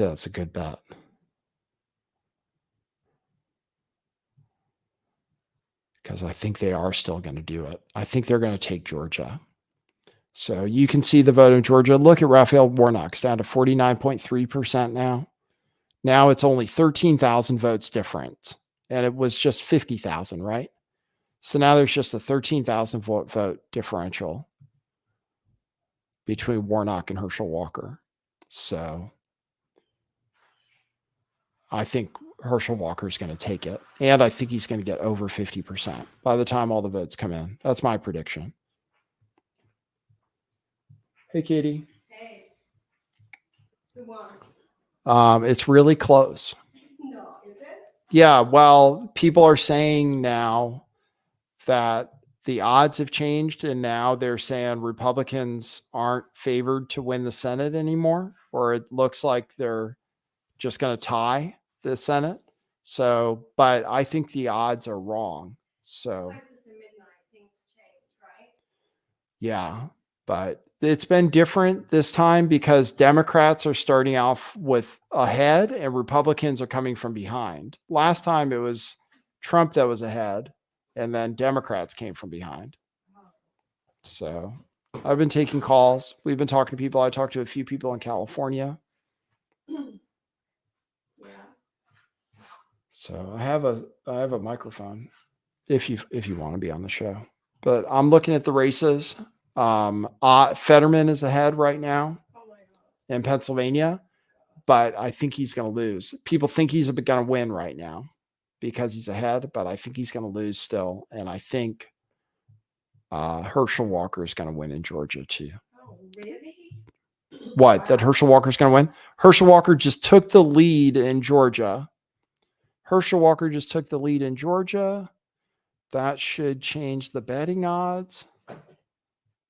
Yes, that did just change the betting odds. Now Republicans are favored again to win Georgia. Okay, I saw that coming. So right now Warnock took the lead again, or I'm sorry, Walker took the lead again in Georgia, and I think this time he'll keep the lead unless they have some other dump.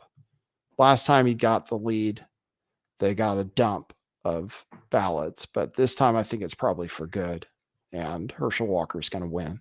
Fetterman's down to 54.6%. Fetterman's going to lose too. It's going to be quite a roller coaster. Can you remind me who is Herschel Walker's opposition? Warnock. Warnock. Yeah. What do we know about Warnock? Nothing actually. Yeah, right. Do you want to be on the show? I just switched that on. Okay, Can you hold hear on. me? No, not yet. I have to change my settings. Hold on. Okay, so let me change my audio setting to D. Hello. Okay. And then I have to go like this. This is what I have to do. I have to go input 3 is this. Okay, there. Oh, yeah, that's you. Talking to it. Hello. Okay, that's good. And that's going into main output and I need to send it to aux output. Okay, talking to it. Oh, you have, Oh, no, you have a messy you can move all desk. this stuff. Look at all that mess. Yeah, you can move it. Unseen on the camera. Yeah. Howdy. That's Katie. Can you guys just give me a 5x5 to let me know that you hear Katie? Just let me know that you can hear her okay and that I have the audio set up correctly. Hello, hello. So yeah, I voted. Hey, I can't hear myself. Oh, okay. Let me do that. Oh, are you you can't hear yourself? Hello. Maybe I can. Oh, okay. Can you I hear don't know. me? No, not in my earphones. Okay. Let me see if I can fix that. Oh, I can fix that. Welcome to the technically advanced YouTube show. Okay. Now can you hear me in your ears? I can. Okay, cool. I'm pretty good. I'm pretty good at using this mixer. So yeah, I voted. I told them that you said you would leave me if I voted for Democrats. Well, just in the local elections, we have this agreement because I'm an immigrant and I don't get the chance to vote. And Nathan wants to live in California. So we have this agreement. I'm like, okay, as long as you don't vote for the things we hate about California, then, and maybe you can vote with me in mind also. So it's like a shared vote. Yes. And I think if you really, really wanted to vote Democrat, you would. If I really wanted to, yeah, I would still, but then I'd have to lie to you about it, right? Hey, I'm low. Oh, okay. I can fix that. I want to be high. Okay. Oh, yeah, yeah. Talk again. Hello. Okay, I think that's better. Yeah, so it wasn't like I was coercing you into voting for Donald Trump or anything. It was just that local elections are probably more important and you wanted a sticker to show your virtue, right? Yes, it's very important for me to have my sticker. So I mean, yeah, I mean, it's difficult for us because we do live in a blue state, but we live in an area that's very 50-50. So some of the more radical Democrat things just don't really. I mean, the other thing about the people that vote Democrat in this area, a lot of them are well-off boomers who don't have the same future things to think about in this area. It's not like we live in San Francisco. People in this area have different values or different issues to think about than people in LA or San Francisco. Yeah, people are different here. I got calls from 2 people in California. Cool. Who both voted for Republicans. One of them is a Black person who said that she's Black and she voted all Republican, and that she can't tell any Black people because she gets cast aside. They'd take away her Black card, she said. Yeah, I think she has to be more careful around white liberals because they will certainly put her in her place. Yeah, right. So anyway, right now, by the way, Herschel Walker is leading, and I think that's probably the last time that he won't be in the lead. So that is going the way I expected. Now Georgia is once again, the odds now again favor Republicans in Georgia, and that's probably going to continue. So Georgia does look like it's going to go Republican as far as I can tell. So talking about Herschel Walker, I mean, he's had pretty tough run in the press, right? They even caused a division in his family. He had the 2 abortions he paid for. Allegedly. Yeah. Outside of that, I guess the people that are voting for him do like his values, and a lot of that emphasis has been on the abortion thing. People who are voting for him are like, I don't know, I was listening to the news. They said that even that people might think that he did the wrong thing. With what? With the abortion. With his alleged abortions, but they don't care. They're voting for him anyway. Right. And you know, another thing about him is there thump? Is there? Oh, I'm hearing a thumping. I think it's your foot hitting that thing. Maybe. Okay. Another thing about him is he's a pretty people might not like him, or I don't know. He's a pretty good example of someone who has succeeded in everything that he Herschel Walker. yeah, Well, he You know? succeeded at football. football, but then I think he got into MMA or wrestling or something else. I need someone to fact check me on that, but he's just another person that is a high achiever. Yes, he is definitely a high achiever, and from what I understand, one of the best players you can have in Tecmo Bowl, which is an old video game. Oh, great. Yeah, like if you got Herschel Walker on your team, Right. If you had him, he was like the GOAT. Ah, He was maybe the best or one of the best players. that's sweet. Hey, Sumi. So right now it looks like things are going in Georgia's way. So things are changing rapidly.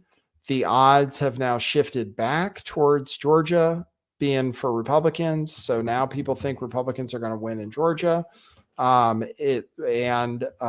In Pennsylvania, people still think Democrats are going to win, but I don't think that's going to be for much longer because Fetterman is currently at 53.3%. He started off at 86%. Let's with pause. only 30% reporting. Let's pause for a minute and just think about the fact that he could be the senator. He could be the senator. I see. The reason I bet against him is because I just didn't. I was like, you know what? The polls say people support. I was like, there's no way people vote for him. Right. When it comes down to it. Right. That's what I figured. I was like, they're going to think. I know you can't say the R word, but they'd be like, I'm not voting for that R word, you know? Yeah. In their head. Yeah. I mean, his opponent's not the best No, kind of. draws He's not the best fallback guy if you're on the line between red and blue, is he? No. But I'm just amazed that this guy. I mean, I'm amazed that the Democrats are campaigning so poorly and still breaking through, kind of like Joe Biden did. Well, it looks like the early story. It's really weird because we're having a reverse of the last election where the numbers started out looking good for Democrats and now they're coming in strong for Republicans. So I think Fetterman actually is going to lose. I think it looks like Herschel Walker is going to win now. 65% of the vote in. Herschel Walker's at 49.6%. He has to get at least 50% for there not to be a runoff. But now he's leading by 30,000 votes and pulling away as more counties come in. 65% is reporting. John Fetterman is down to 53.2% with only 30% of the vote in. And as votes have been coming in for Pennsylvania, the votes have been coming in for Oz mostly. So it looks like Georgia is going to go Republican. So I can't call it yet, but I will call it soon. I already called a few states. I called North Carolina. I called Ohio. Hey, what was North Carolina? Republican. Okay, because that's on my list of places to live. Oh, okay. That was great commentary, by the way. Oh. You could do that for a living. You think so? Yeah. Yeah. Okay. For Cool. sure. Yeah. I'm just gonna. Sumi's squeaking at me. I'll be back. Okay, that's cool. Thanks for joining me. Mhm. That's Katie. She's my wife. Believe it or not. For now, as long as I vote, as long as I act right. Well, normally I'd be making dinner too, because she's the one who actually puts in. She's the one who does all the hard work. I am a live streamer on YouTube, which means that I'm basically unemployed. But you guys can tip the show. Like I can pretend that I really do this for a living. If you go to buymeacoffee.com/lifttheveil, and you can say it's for Katie too, for being on the show, because it's a pleasure to have her. Thanks, Brian M. Appreciate it. Oh man, thanks, Brian M. 5 coffees is a lot. Thanks, Brian M. I appreciate it. You said glad you is. I don't even know what that means, if that's code. So now things are turning, guys. It looks like Pennsylvania. I think Pennsylvania is going to go to Oz. Georgia's going to go to Herschel Walker, and then we just have to get Arizona. So Pennsylvania, as soon as Pennsylvania flips, see, this is great. And you guys could be betting on this live in real time. Like you can bet right now Republicans to take the Senate. Let me see what the odds are now. And they're definitely going to take the Senate, I'd say. And you can get that at 62 cents right now. I'd say that's almost a lock that Republicans are going to win the Senate. So, yeah. Yeah, you can get that bet for 64 cents. God, I'd like to deposit more money, but I would deposit more money and bet on it if I was feeling that way. Because you can still get it for 64 cents. That's 64 cents to win $1. So that's pretty good considering it's like, I would say like a 90% chance right now that Republicans take the Senate based on my calculations, because they're going to win Georgia and they're going to win Pennsylvania. I'm going to go ahead and call that. So next up is Arizona. Arizona, the polls close in 8 minutes. So there I have 2 bets. I bet on Kari Lake to win in Arizona, and I bet on Blake Masters to win in Arizona. So Kari Lake should definitely win. Oh, Democrats are going to cry because the odds were looking good. Like it was looking good for them. Wow. You can bet on Dr. Oz right now for 29 cents. So you can bet on Dr. Oz at 29 cents to win $1. And I think he's going to win still. But what do I know? I'm not an expert. I've just been watching the numbers fall for Fetterman. You can take, oh man, that's pretty good odds. You know what? You know what I might do? I know what I'm going to do. I'm going to sell. Okay. I know what I'm going to do. I'm going to bet on Oz right now. So you guys can even watch. I'm going to sell because I bet on, okay. I'm going to log in. Because I already have the Democrats or Republicans to win the House, and that bet's already almost 100%. So I can sell some of that and buy Oz right now. But that's what I'm going to do. I'm going to buy Oz for 30 cents to win. Oh, that's a good deal. Okay, so let me go to my investment. You guys want to watch? I'll show you. Okay, so Chrome tab. Okay, so I already bet on, I have Republicans to win the House. Which party will win the House? So I want to sell.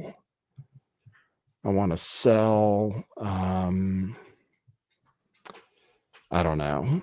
I can't win that much more. Right now it's at 89 cents. It's going to get to 98 cents after they win. So, but I can sell 50 shares. I'm going to put it on Oz. We're going to take a chance on Oz to win it. Did the bets change if like they stop the polls, they stop the counting and carry it on at 3 a.m. or 7 a.m. the next morning? Buy yes, sell yes for 88 cents. Let me see. I got to make sure I'm selling into,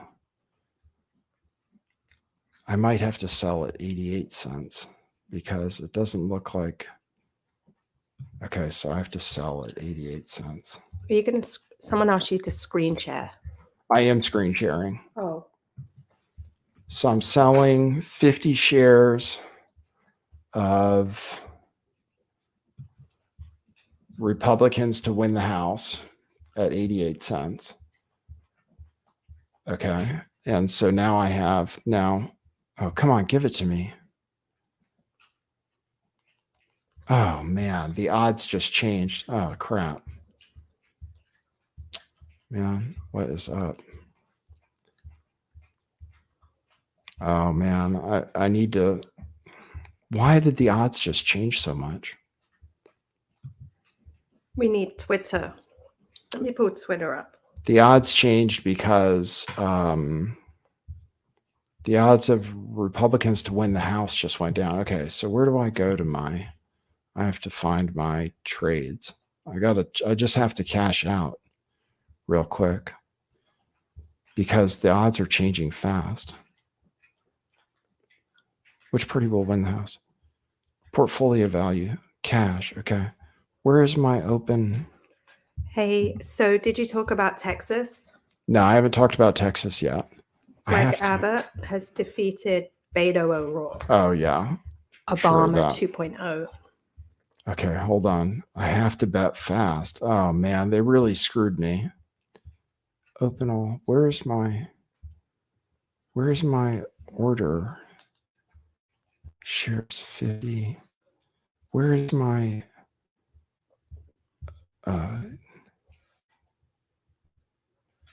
sold? Oh, I sold. Okay. Okay, great. I have cash. Okay. Now I can bet on Oz. So I want to bet on Oz. Okay, US elections. Pennsylvania. Oh, it already moved to 34 cents. Okay, I want to buy yes. It's at 34 cents. Buy yes. What's available? Buy yes. Oh, 36 cents. Okay, 36. And I'm going to buy 120 shares. See if I have enough. Oh, I can buy 34 cents? Oh, hell yeah. 4 cents. Oh, this is great. Oh, this is great. Okay, cool. I just got 120 more shares in Oz. I think Oz is going to win. Okay, let me go back to the thing. Okay, so that's cool. That's a good bet. That's a max payout. Okay, that's excellent. Rand Paul has won re-election. Paul won. Yeah, That's good. that's good. Good for Kentucky. He's a good guy. Productive. All right, let's go back to the numbers then. I just bet more money on Oz to win because I have to. And Fetterman's down to 51.5%. Fetterman is going to lose. Okay, let's check out Pennsylvania, huh? Okay, great. Oh, I love being able to get on politics. Oz is already up to 46.1%. The vote differential is 110,000 votes. It was 240,000. There's only 35% of the vote in. Oz is definitely going to win. I'm going to predict. Okay, so I'm going to predict already before the news organizations that Herschel Walker is going to win Georgia. I can't say for sure if he's not going to have a runoff. I can't say for sure, but I'm going to predict that Herschel Walker wins Georgia, and I'm going to predict that Dr. Oz wins Pennsylvania. Even nobody's calling that yet. I predict Dr. Oz wins Pennsylvania, and I'm going to win a bunch of money on it, I think. Wow, that's great. I wonder why people think so hard that Fetterman's going to win. I wasn't showing the right screen. Sorry, guys. Let me show the right screen. Let me show the map, first of all.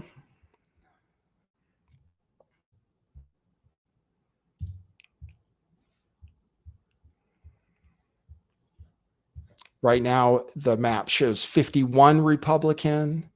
It's still, oh man, you can get even better odds. Oh, I don't know. Maybe people know something I don't know. Maybe I screwed up. Odds about update, please.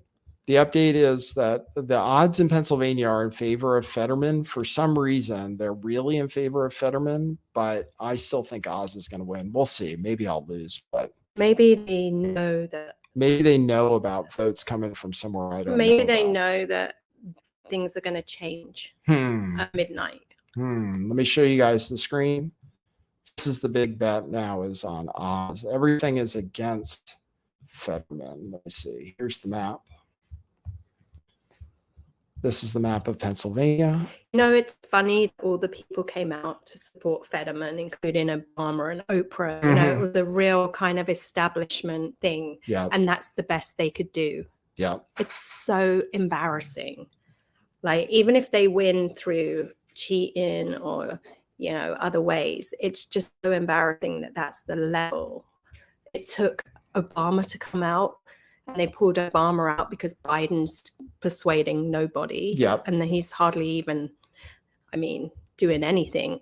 Yep. presidential. Yep. So, I mean, aside from who's winning and losing, it's quite entertaining to see who is being pulled out Mm-hmm. to endorse these people. Yeah. Oprah. I couldn't believe it. Oprah came out against Oz, and she made Oz, right? And apparently they're friends. Right. It's not cool. It's not very nice of her. I wouldn't do that. if I No, was- but I mean, I just think they're in a position where they're pretty desperate. And also, you would do that if it was a great candidate, yeah, but right? it's Fetterman. If it was a great candidate, of course you would, no matter what. Susan Wojcicki of YouTube, who's actually Matt in England, says, I love you, Kate. MST in Ipswich says. That's Matt who spoke to us Yeah. last. Hi, Matt. Good to see you. He gave us a super chat Thank you. in British pounds. Okay, so Fetterman is down to 51.2% and 37% of the vote in. Mehmet Oz is at 46.4%. I can open up the phone. Do you want to take calls? We've been taking calls. Yeah, sure. Okay. All right. Okay. Phone's open. I hear a thumping, but I don't know what it is. It might be when I tap. Is that it? Yeah, yeah. It's just my foot. Oh, just your foot. Yeah, Oh, okay. Yeah, what's that? Is that your foot? I didn't do anything. Huh. I hear a thumping. You can call in if you want. I'll open up the phone. I'll number 650-429-8294. So I've been at work all day and I haven't been following the election news apart from just some funny memes on Twitter and such. What happened in Florida? Is that a sealed deal? Yes. Of course. Florida, they said, oh, I have to change the settings here. Hey, you're on the air. Yeah. I can't Hey, hear Dan from anyone. Dallas. Hey, Dan, what's up? Oh, not much, man. I just heard you said Abbott won. Abbott won in Texas. Yep. Against All Beto. right, yeah, Yep, that was I predicted. haven't really been following.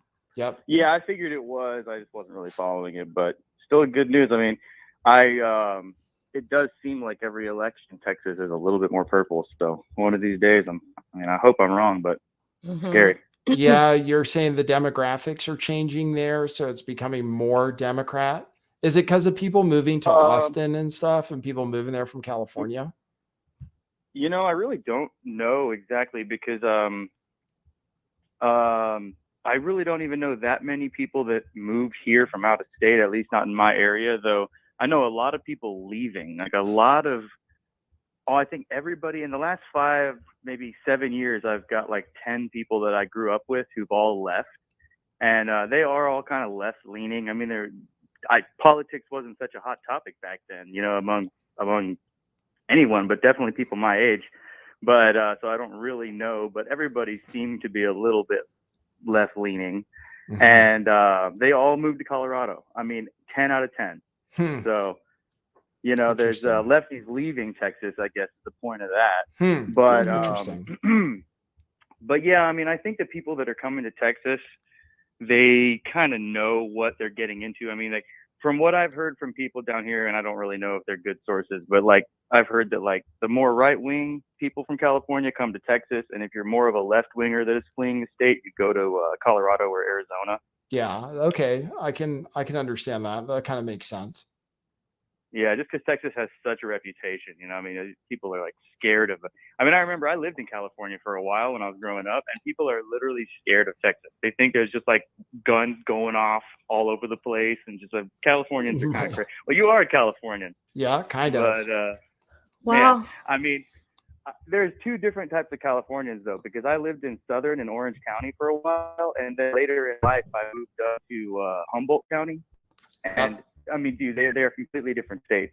Yes, very different. Yeah, that's true. There is a lot of different people in California because where we are, people are not very, like I said earlier, they're not the same as San Francisco or LA at all. No, very different here. Yeah, I mean, San Francisco is really super crazy, but even where I lived, which kind of, it was known as more of a blue collar area in Orange County. Mhm. But still, I mean, I bet you they are kind of more right wing there, but man, the culture just generally down there, whatever your politics was, everyone was just so crabby and just so. I mean, it was just such a different world. And then in North California, they were basically Texans. They just didn't wear cowboy boots. Yeah. Right. Yeah. Well, definitely up in Humboldt and stuff. It's definitely more country. Yeah. Oh yeah, they're like the descendants of a bunch of begrudged, like really pissed off lumberjacks who lost their jobs to a bunch of protesting hippies. Right. Oh man, like the rivalries that are going on in that area. I was only there for a few years, but from an outsider's perspective, it was interesting. That is interesting. Well, it's a cool place to live. Well, you know? anyway, man, I wanted to ask you though. So, what do you think about the right wing becoming so? Kind of this like there's kind of this Christian nationalist stuff rising up, and also just the intensity of the anti-LGBTQ stuff. The intensity, like of the degree to which it's getting. You know, well, because I mean, personally, I think it is kind of weird. For a long time, I just think I just don't care about it that much. But I would say that it is the celebration of it, the whole pride aspect of it. I mean, it's just a gender, it's just a preference. There's really nothing to be proud of. And it's just, I kind of just like the whole don't ask, don't tell kind of thing. But but the whole real hardcore resentment and animosity towards it is kind of worrying to me. And well, I don't know. I mean, what do you think about that? Well, I can relate to what you're saying because I was actually taken aback when I put some polls out on Twitter about whether people thought gay marriage should be allowed and whether they thought gays should be able to adopt. And I was shocked at how many people said that gays shouldn't be allowed to be married and that they shouldn't be allowed to adopt. And so I was like, oh, wow, that's much more extreme than I expected from people to restrict people's rights like that. So I can relate to that. I mean, people are, well, and then some of the rhetoric from people on the extreme right, like Nick Fuentes and Owen Benjamin, both of whom might be repressed homosexuals, but both of them have like real serious, you know, both of them are really seriously anti-gay, and like I'm not like that. So like I think gay people can be teachers. I think they can certainly be parents and all that other stuff. And I think they should be able to get married. But I'm a libertarian. You know, I come at it from a libertarian point of view. You know, people should be able to pursue happiness and stuff. And so, and as long as they're not hurting kids. I listened to this. Oh, go ahead. Sorry. So, no, I just said as long as they're not hurting kids, then you know I'm cool with it. Yeah. I actually just listened to just like maybe a 15-minute clip earlier today, just randomly between Joe Rogan and Matt Walsh, and they were talking about gay marriage and stuff like that. But specifically, they were talking about gay marriage, and I thought it was pretty interesting. I mean, I'm even kind of, and it's so weird because I did not grow up conservative, but I just got a certain age and just kind of looked at what I just feel like things are just not going in a general good direction. Like taking like liberalism and like cultural liberalism and just kind of gone a little too far with it. And I don't know, just celebrating. There at least used to be some checks on things, and now it's just like a celebration of going as extreme as you can and into everything. But still, oh, sorry. I was going to say that, I mean, even the abortion thing, it's not that I don't think gay people can be parents. And I mean, I bet you there's gay people that can be much better parents than straight people. I mean, straight people make horrible parents. Sometimes. And I'm not really of the mind. Yeah. I don't mean all the time. Just, you know, it does happen all the time. And I think that being raised by a gay person, like, turns you gay. You know, that's another thing with this whole groomer rhetoric. I mean, okay, I understand there is I agree there's a problem. Not a lot of people would even agree with it, but I definitely agree that there is something weird. I just don't like the hypersexualization of everything. It's not even the gender, the queer aspect of it, but everything is hypersexualized. Everything. And it's like, man, You know what? That's the problem. I mean, the fact that it happens to be gay just makes it even more weird. And I honestly just think that just is a symptom of it. Like I said, everything going so extreme.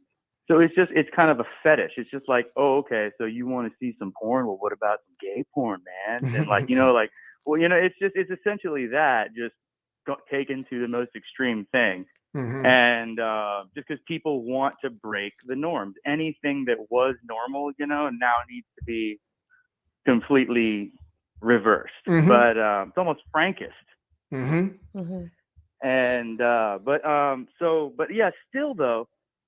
So anyway, I'm just trying to say I'm not someone who doesn't understand all this stuff. I do think there's a deep problem with it, but I am kind of concerned about some of the rhetoric that's going on. Just about it, and I do think it's being overblown. It's being used as a political football as well. I mean, just like the left spends 90% of the time championing for like a fraction of the percent of the population in terms of moving gay rights forward, like now the right wing is spending 90% of their time talking about the trans in the closet that's coming to steal your kids, which is just, I mean, Jesus.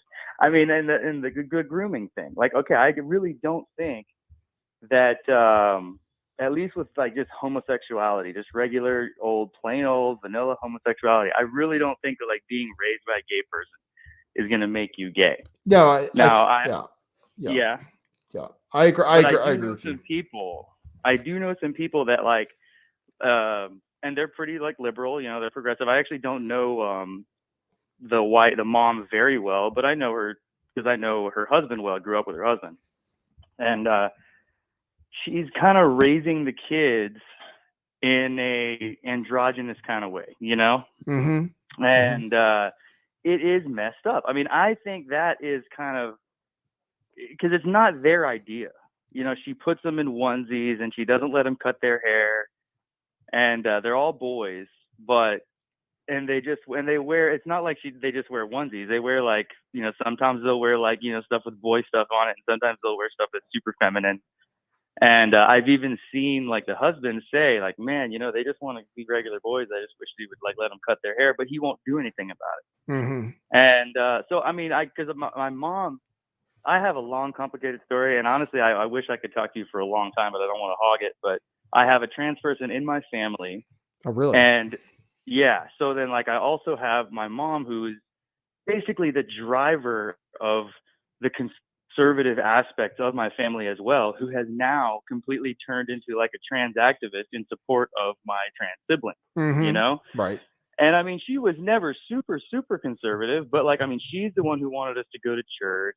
She was definitely more traditional homemaker. She quit her career even when she was making more than my dad to raise the kids. I mean, she is pretty traditional, but she's not a freaking Bible thumping crazy person either. And she just lives her life the way she wants to live it. She really is the epitome of what all these right wingers say that you should. It's like kind of keep your nose down, do your shit, raise your family. Your kids are your number one thing. But now she's like super, because her kids are everything to her. She's got to defend her kids, Right. And so I don't know. There's a lot going on in my life when it comes to this issue. But again, like personally, I really try not to bring my family. Like, I don't want to be super sympathetic to the trans movement just because I have a trans person in my family. Right. I really want to keep my worldview honest to the way I feel. And I do I'm not Christian really. I mean, I grew up with it, but I can't really honestly say that I'm a practicing Christian, but I definitely think there's just some type of natural order to the universe. And I can't say that like, I do kind of feel like homosexuality, whatever it is, doesn't 100% conform with that. I don't know what that makes me. I don't hate anybody, but it's just, it's not the way it was meant. It wasn't the way the DNA nature meant it to be. Right. Right. But at least that's the way I see it. I don't want to say, but that's the way I see it. And, but still, another thing, all these Christians, the way I grew up, and I did go to a lot of churches, because we moved around a lot, so we were like church shopping. But a general message was that Christians really kind of treat a sin as a sin. There was no hierarchy. I mean, I didn't go up in Catholic churches. Maybe there's stuff like that there, but in like Protestant churches, you know, like stealing a pack of bubble gum is as bad as murder. You know, and you have to repent, and then you can get forgiven no matter how bad the sin is and everything. And for everything else, the Christian message is to go and you want to reach out to sinners. You want to help them. You want to like save them. But for some reason, like this homosexual thing, even if it's a sin, you know, like you're not supposed to hate everybody. You know, you're supposed to try to save them. And I mean, I don't think that Right. gay people or like the LGBT rights people would like conversion camps or anything. They hate that stuff, but at least it's more philosophically in line with the Christian message. Right. Whereas now the right wing is just like, it's a witch hunt. So I'd say some people. I mean, I think there's a lot of people on the right who are gay. There's a lot of people who are gay Christians as well. It's it's a very polarizing thing. There's the extremes on the left, which then create extremes on the right, and vice versa. But there's a lot of people in the middle. You know, I think the media often concentrates on the extremes. But I definitely That's true. And you know, with regards to your first point out, these groups are coming out, whether it's Nick Fuentes or someone else, and they seem to be this kind of Christian nationalist, hardcore anti-homosexual kind of philosophy.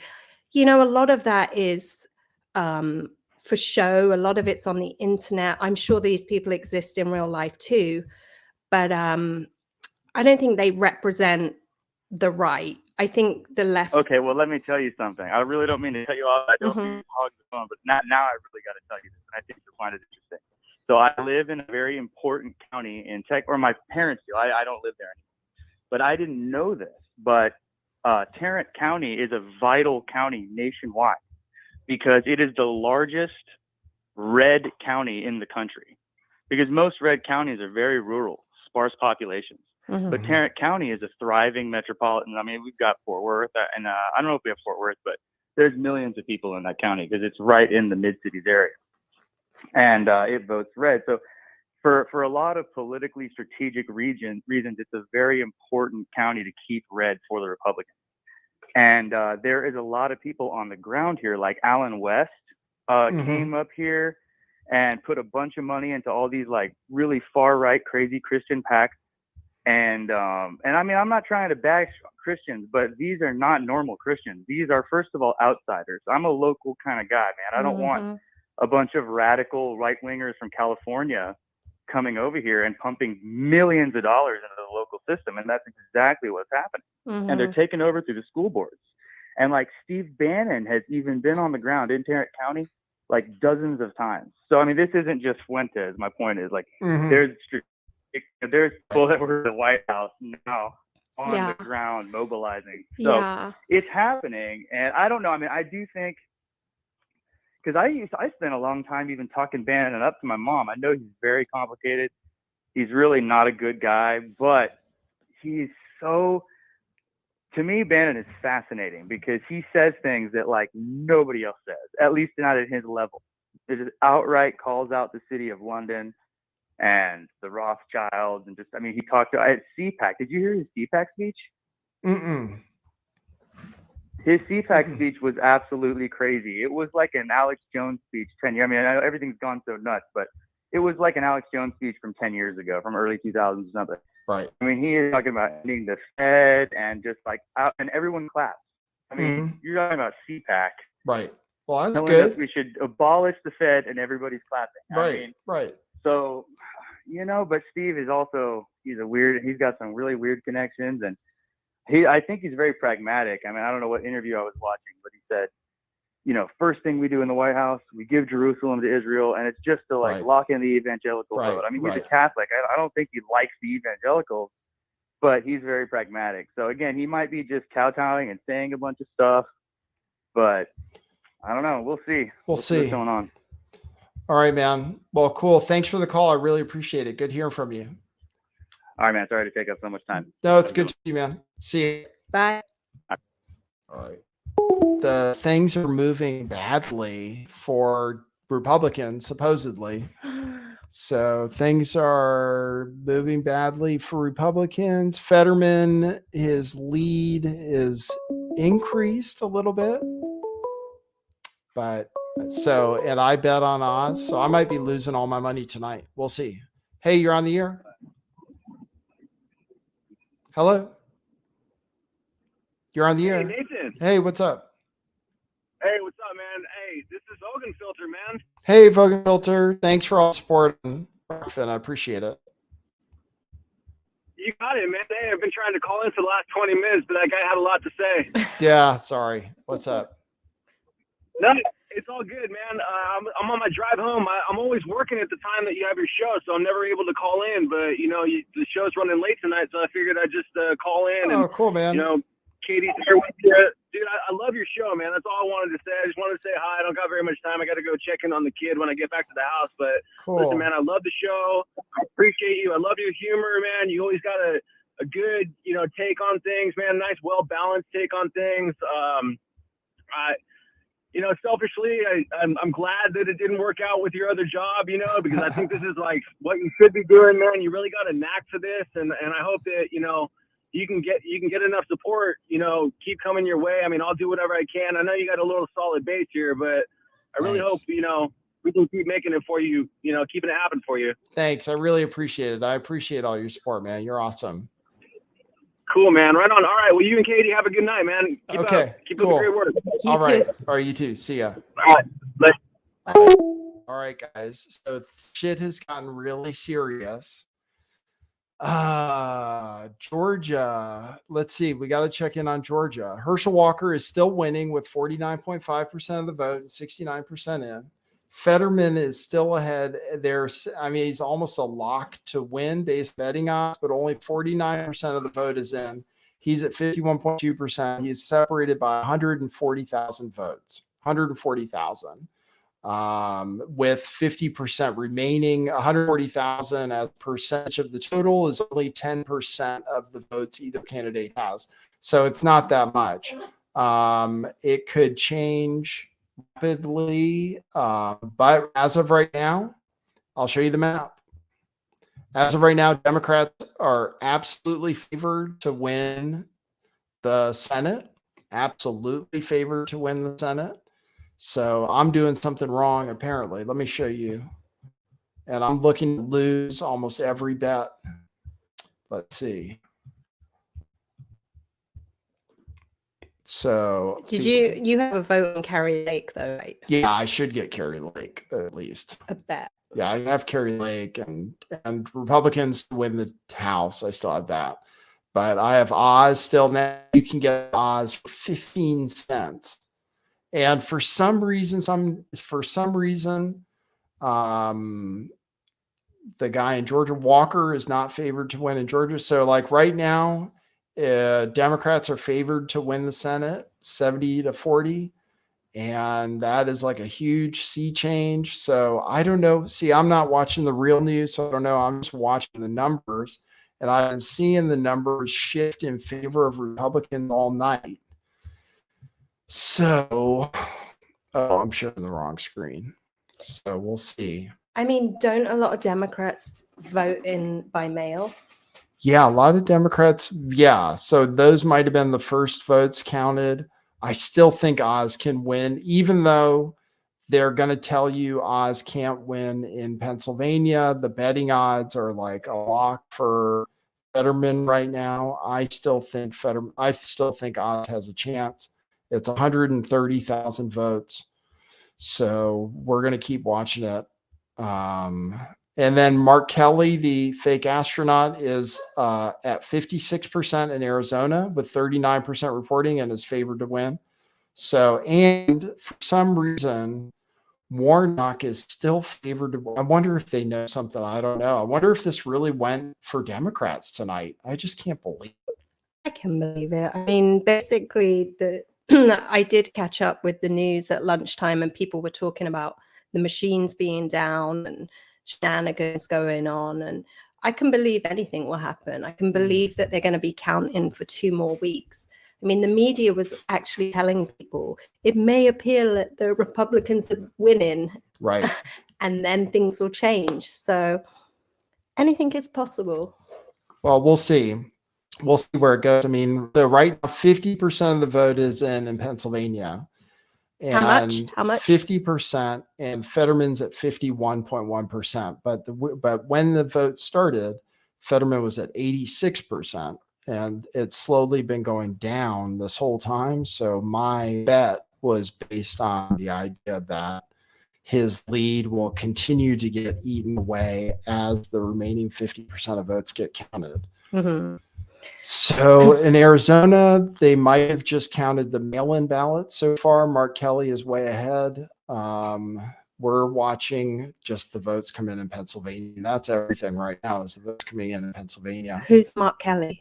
Mark Kelly is the fake astronaut. Oh, right. And he's a Democrat. And he's a Democrat. And he's running for Senate. Yeah. For in Senate, Arizona. And who's his Blake Masters. Okay. So we're watching the race in Pennsylvania. We're still watching it. Thanks everybody for tuning in. I'll check my coffees to see if anybody got his coffees. Oh, by the way, that was a great call from the viewer who was driving home. Yes. It makes Nathan feel very good to get positive feedback. Yes. For the show. Yes. Doesn't it? Yeah. Oh, it's nice when people give me good feedback. Yeah. Thanks, Monster, who bought a coffee. Thanks, Monster, who didn't leave a note. But I mean it in a good way. It's Yes. good to get feedback, and it's good to get positive support, because you put everything into doing the show. Yes. And this is what you want to be doing every Yes. day. This is what I want to do. So Yes. everyone who is tuned in, thank you for being tuned in. Yeah, thank you guys for tuning in. Yeah, we have a pretty big stream tonight. I mean, compared to usual things, we have some people tuned in. So it's good to see you guys, and actually a big stream on Rockfin. So thanks everybody on Rockfin. Hey. Wow, they're giving me huge tips over on Rockfin. Somebody dropped another big tip. You gotta call Tommy him. Hobo's just been dropping tips like crazy. Tommy Hobo tipped another $50, I think. Oh, Tommy Hobo's going nuts. Tommy Says Hobo. buy LTC when it drops below 52, he says. Buy Litecoin when it drops below 52. I might, well, since you suggested it, maybe. Hobo said I should have taken the Fetterman bet. I went to high school in Philly and they're verified the R word. That's not what he said. He said the word, but Tommy Hobo says, I got to agree with Katie. I've been cruising the live streams all day, and this is the most tolerable one, he says. Yeah. I couldn't tune in today. So I was kind of thankful that I was distracted. But I did see some funny commentary on Twitter. That's for sure. Tommy Hobo says, I once worked with this gay autistic guy. He had a photographic memory, but only when it came to penises. All right. That's a funny. I wonder if that's a true story. That's really funny. Thanks, Paige Colvin, for the tip. Tommy Hobo says, even though Westboro Baptist was a controlled op, I wish they would come back. The Westboro Baptist was the God hates F words.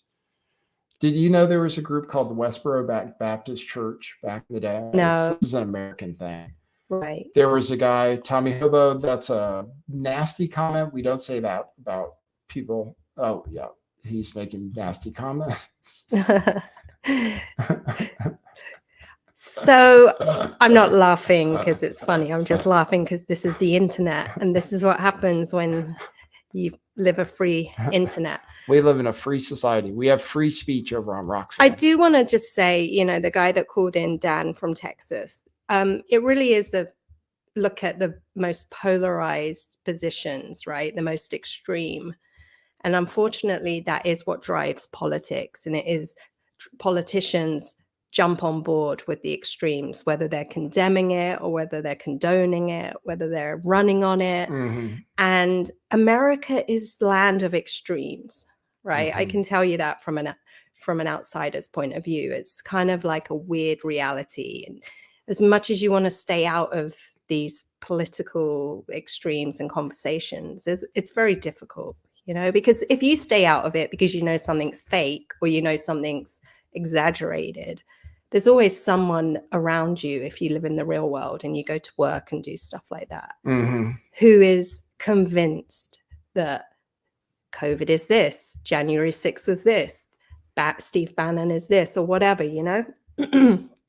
So sometimes even when you have like a reality check from a truther position or whatever, whether it's Ukraine or anything else, you've still got to interact with people that are completely hypnotized one way or another. Yes.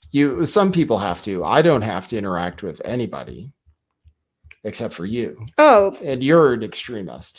Crystal Waters in the chat is saying that Carrie Lake lost. If that's true, I don't believe it. If Carrie Lake lost, then it's all fake.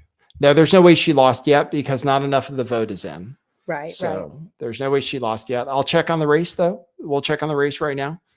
Since I bet, yeah, Carrie Lake is one that I'm hoping is like a lock for me. If Carrie Lake doesn't win, then it's a really bad day. But at least I didn't bet too much money. At least I didn't bet anything that I couldn't afford to lose. And most of the money I bet was from money I won gambling on other races. So Oz is catching up again though. Okay. So this is the race, man. 130,000 votes. 130,000 votes. Oops. And there was just a big surge, more for Oz. As the votes come in, 52% reporting. The separation is now 120,000. What did I just say? It was 130,000? 123,000 votes. It's like watching the horses. I know, it's exciting. I will say this, like I'm not from America, so I don't have a historic background, lifelong Democrat, lifelong Republican. But I do like Carrie Lake. You know, she's like what I feel a politician should be. She stands up and she's very articulate. She speaks well. She's a beautiful woman. She's smart. She knows how to do that shit, you know? So far in that race, since we're talking about it, Carrie Lake is behind, but this is with only 39% of the vote reported. And it might be that it could be they reported the mail-in ballots first. So if they reported the mail-in ballots first, then it's not over. I don't know how her opposition could win. Katie Hobbs currently leads 55-45. Carrie Lake was a huge favorite. So that would make no sense to me. I would not believe it. Yeah. I mean, she's not very strong. She wants to turn Arizona into California. She wouldn't debate her. And I just think there's too many strong-minded people in Arizona, whether they're in the middle or on the right. Yeah, the votes from the red parts of the state, I just think that the votes are still going to come in from other parts of the state. So we're going to see. Right now, Mark Kelly is way ahead. Right now, the Democrats are way ahead in Arizona, but that's just right now. Right now, Fetterman is way ahead in Pennsylvania. But not way ahead, actually. Not way ahead. With only 53% reported, he's at 50.9%. And that vote keeps coming in. That's the most exciting race. So what's happening in California? It usually takes 6 weeks for us to have any final results. I don't think the polls even close for another half hour here. But I think they close at 6. And then is that when the results begin to come in? Yeah, but it takes like a month for California results because it's super rigged. I don't know why it's so slow. I don't know. Yeah, right. What could it be? Right. All right. So let's check out Pennsylvania. Oz is within 125,000 votes. 125,000 votes. Fetterman's at 50.8. Oz at 46.8. All right. So we're going to see if this keeps changing. All right. I'll take more calls. I can open the phone. Phone closed. Brian Ryan says Carrie Lake is Tulsi Gabbard without the wig. Oh, I bet that's a diss. People really don't like Tulsi Gabbard. Hey, what's Tulsi saying today? I don't know. I'm not. Well, she endorsed Carrie Lake. That's right. She endorsed Carrie Lake, which was better than when she endorsed Joe Biden. Yes, that's Sumi in the background, by the way. Hey, Sumi. So now it's within 120,000 votes. All right. So it's shrinking. The Fetterman lead is still shrinking. I still believe Oz can win. Herschel Walker is at 49.4%. He has to get over 50% to avoid a runoff. For some reason, people are saying Democrats are. I don't know what votes haven't been counted. I don't know. Maybe I just don't know. Let's look at Virginia. Travis asks, do Virginia. Okay. Hey, you're on the air. Hey Nathan, it's Craven Crypto, Craven that crypto in a Craven manner. Hey, Craven, what's up? Oh, all kinds of things. It just seems like the whole world. Have you been keeping track of crypto? Yeah, crypto crashed. Yeah, of course I have. It's going down further. Yeah. I guess I want to talk about that, but I'd like to talk about the gay thing. Okay, you'd like to talk about the gay thing. Okay, got it. Right. So, I mean, I used to consider myself pretty liberal on that, like, you know, to each his own. But then I listened to this. Have you ever heard of this guy who's called a propertarian? A what? A propertarian. It's some kind of form of libertarian. Okay, all right. And he said, and he put forth a view that I'd never heard before. And he said that, like, if you're a father and you have one son and he turns homosexual, that's the end of your genetic code. Have you ever heard of Richard Dawkins and a theory of the selfish gene? I haven't heard I might have heard that before. I mean, I'm familiar with Dawkins and stuff, but it's just the idea that DNA is what rules us, right? It's what makes us want to go out and mate. It's what makes us horny. You know, and so like he was just trying to make the point of view that can't you understand that a father, let's say you're a father and you can trace your family back 10 generations and you have one son, or you have one son and one daughter and they both become homosexual. It's like, that's just the end of your family line, man. That's true. And, you know, adopting is just not the same. That's true. You know, but so that's the point I wanted to make about that. Yes. Okay. And I don't have a problem with, like Nick Fuentes, even if he is a repressed homosexual. I think I would rather live under, and I'm a deist, I'm not a Christian, but I would rather live under Christian hardcore nationalism at this point. I understand. A lot of people feel that way. A lot of people say that they'd prefer Christian nationalism, so they're not even. I would say this. I put them in alphabetical order. Okay, I would rather live under anarcho-capitalism, fascism, or monarchism than to live under democracy. Mm-hmm. I understand. And I was just thinking about, you know, cryptocurrency and DeFi. You know how the founding fathers had, you know, when originally to vote, you had to be a property owner, right? And white. Well, that's how it works in DeFi. Do you know what a DAO is? A DAO? Yes. That's called a decentralized autonomous organization for those of us who don't know that. And it's like a corporation that runs on the blockchain and it runs on code. And they have these things called governance tokens, right? And you can buy the governance token. And buying the governance token gives you the rights to vote in that DAO. So it's not a pure democracy with universal suffrage. Mm-hmm. You have to have property rights to vote in the DAO. Right. And I think that's a better system. I think that the problem is we've gone from a, you know, Republican form of government to a Democratic form of government. We slowly have put in universal suffrage, and you've got people who can't even read. You know, Kanye West. Did you know Kanye West talked about how he's never read a book? Did he say that? I don't. Yes, he did, and I just think that's ridiculous. But now I support him. I support in his right to say what he wants to say. I know that you can't say certain things on the show. I support Nick Fuentes' right to free speech. I support Alex Jones's right to free speech. I support Andrew Anglin and the Daily Stormer's right to free speech. Mm-hmm. I support the TDS, the Daily Show's right to free speech. Mm-hmm. I'm pretty much absolutist on that. People have the right to engage in hate speech. Hate speech is free speech. Mm-hmm. I agree with that.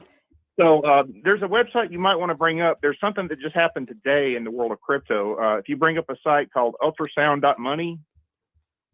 Okay. What's it called? Ultrasound.money. It's an Ethereum website. All right. What about it? Well, Bitcoin is currently inflating. Do you realize that? Yes, of course. Right. So Bitcoin, because they mine Bitcoins every day, the supply is actually inflating. And of course, it's going to go to 21 million or whatnot. Of course, that could always be changed. People act like that's written in stone. Okay. But it's not. If all the miners and all the node operators decided to, they could change that. Mm-hmm. That's a common misconception that you hear in Bitcoin. Yes. So anyway, with Ethereum, though, currently as it stands, and this could change also, Nothing is written in stone. It has to be an agreement between all the parties. But as it currently stands, the supply of Ethereum is now going down. Yes. So it's actually, that's what they mean by Deflationary. ultrasound money. They Right. claim that Bitcoin is sound money. And I so see. Ethereum says we're one better. We're ultrasound. I see. I get it. Well, I've been buying ETH, and I'm going to buy some. Mhm. Where do you think I should start buying some since it's crashing now because of the bank run? Should I buy it at like 1,200 or what? Yeah, I mean, that's hard to say.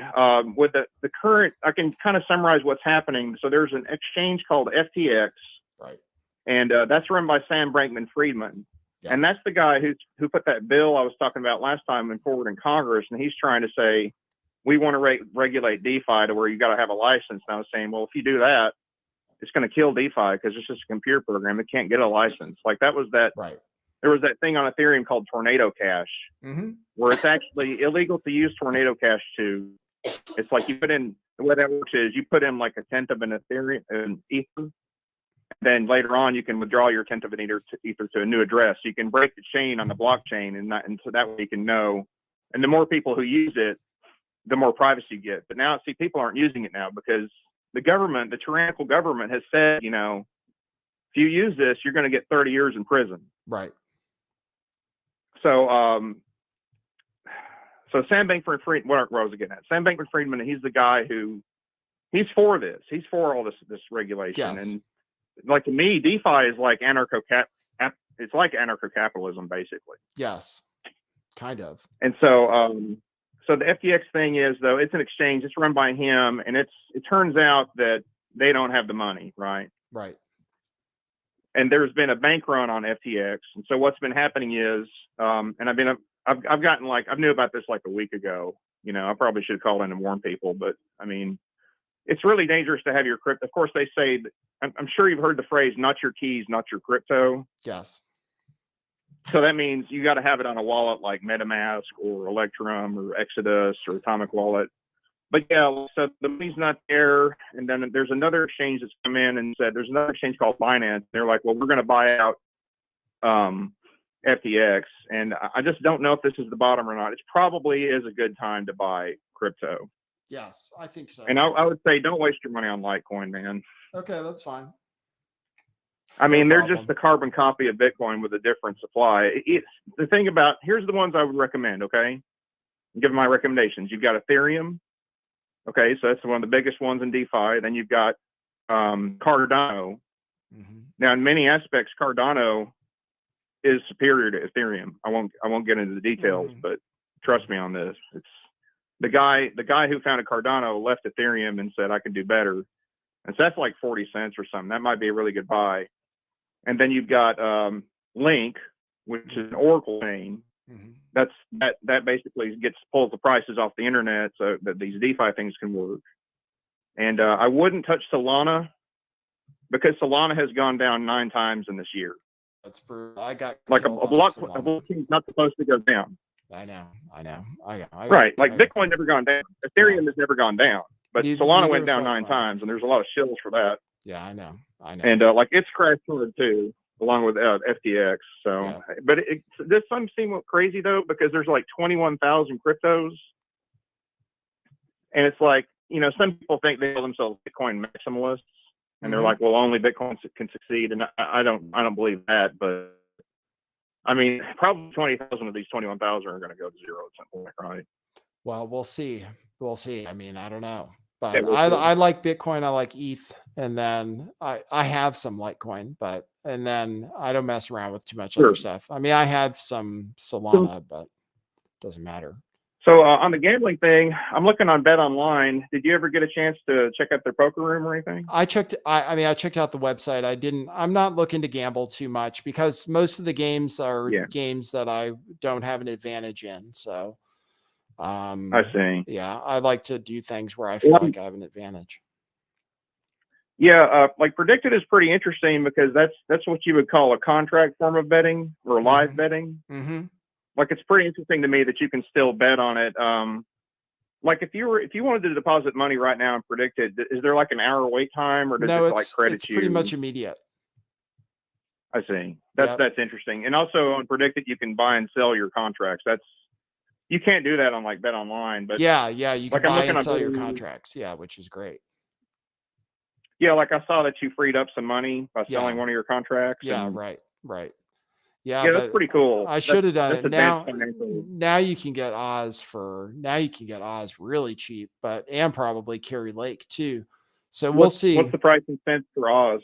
For now, you can get them for 13 cents. Okay, that would be that's 6.7 to 1. It's pretty good, I know. Yeah, like I'm looking on Bet Online right now, and they actually have live betting on the races, and you can only get 5 to 1 on 5 to 1 on Oz. That's still pretty good. I mean, he's So still. yeah, you're getting. That's obviously you want to bet on the highest odds you can get. That would be way better. Yeah. Don't you think? I never really asked, but I know you bet on Biden and you won, but don't you think there were some irregularities in 2020? There were some, yeah. I mean, but not like some. I mean, like a lot. Like it just seemed like to me, everything I read. I know. I just don't know. They didn't prove it in court. I mean, all I know is that they fought it and they went to court and like 50 times or something and lost every single time. So they didn't come up with. Well, maybe. And then the judges My were Pillow guy Democrats. did a presentation on it that was bullshit. So like, but there was the 2,000 mules, which showed that there were people collecting ballots and stuff. And so I just don't know. They never proved that it was stolen. Yeah. But there were irregularities for sure.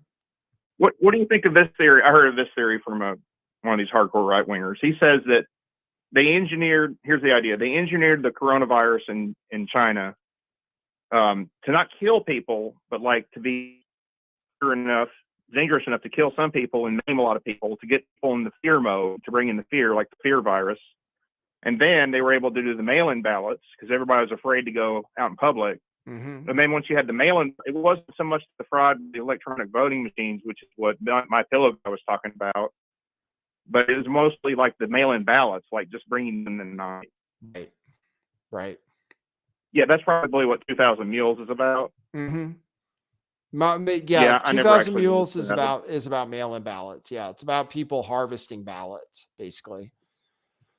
And, yeah, so it's like when I'm looking at these bets, like it's just hard for me to believe that Fetterman, like there's got to be fraud going on in that room. Well, you're telling me they're going for this kind. I know. It's unbelievable. Well, we'll see if he wins. I still think Oz has a chance. I think it's a great bet at what the odds I mean, I hope you win your bet for sure. I'm rooting for you to win your bet there. We'll see. But it's just like betting on a rigged. Like you don't want to bet on I bet on sports. You don't want to bet on things that are fixed. Yeah, of course. Yeah, that's true. There's not a fair chance, and it just feels like I got my finger on here. I could bet $100 to win $500 on Oz right now, but I'm really reluctant to do it. Well, it's getting closer and closer right now, so I'm watching the numbers change. Yeah, I'm thinking maybe I should take some of my DAI and buy Ethereum, and then you talked about that story. Like, there's just so many things that are happening. Like I know. Like that DAI co-founder, the DAI co-founder that died in Puerto Rico. I know, that's crazy shit. So he actually was instrumental in the creation of DAI, which is like DAI. That's this stable coin where $1 is equal to $1. Right. And then he created something. He didn't like how DAI was going, so he created something called RAI, R-A-I, which is more like how DAI was originally. Because now the weird thing about DAI is half of it is backed by USDC. And so USDC, that's Circle's stable coin, and Circle is part of like Coinbase. Right.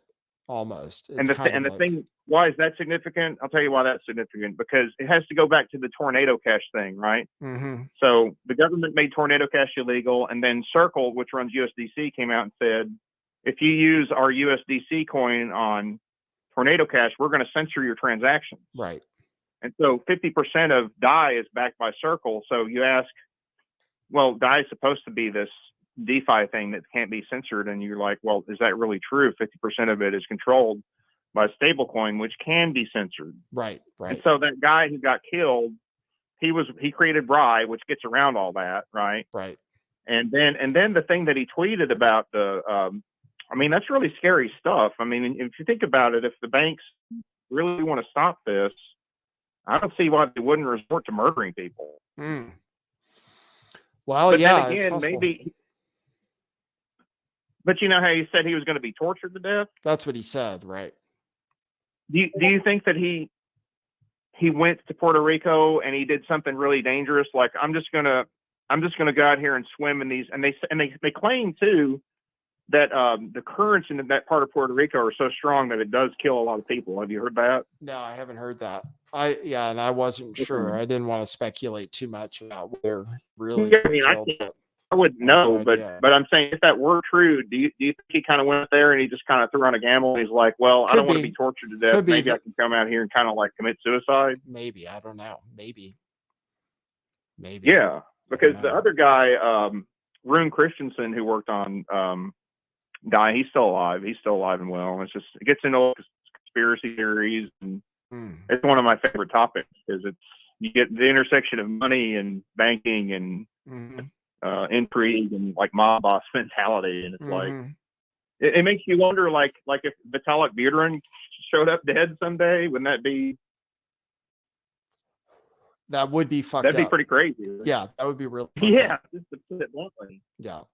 And who was I thinking about earlier? Also, there's a lot of interesting characters in crypto, and I think that maybe they're a little bit. Yeah, but people don't. Maybe they should be hiring bodyguards. Yeah, they probably should. They're so rich, it wouldn't cost Vitalik that much to hire a bodyguard. But Yep. All right, man. Well, now I understand why you don't want to put your addresses out there too. It's like, yeah, right.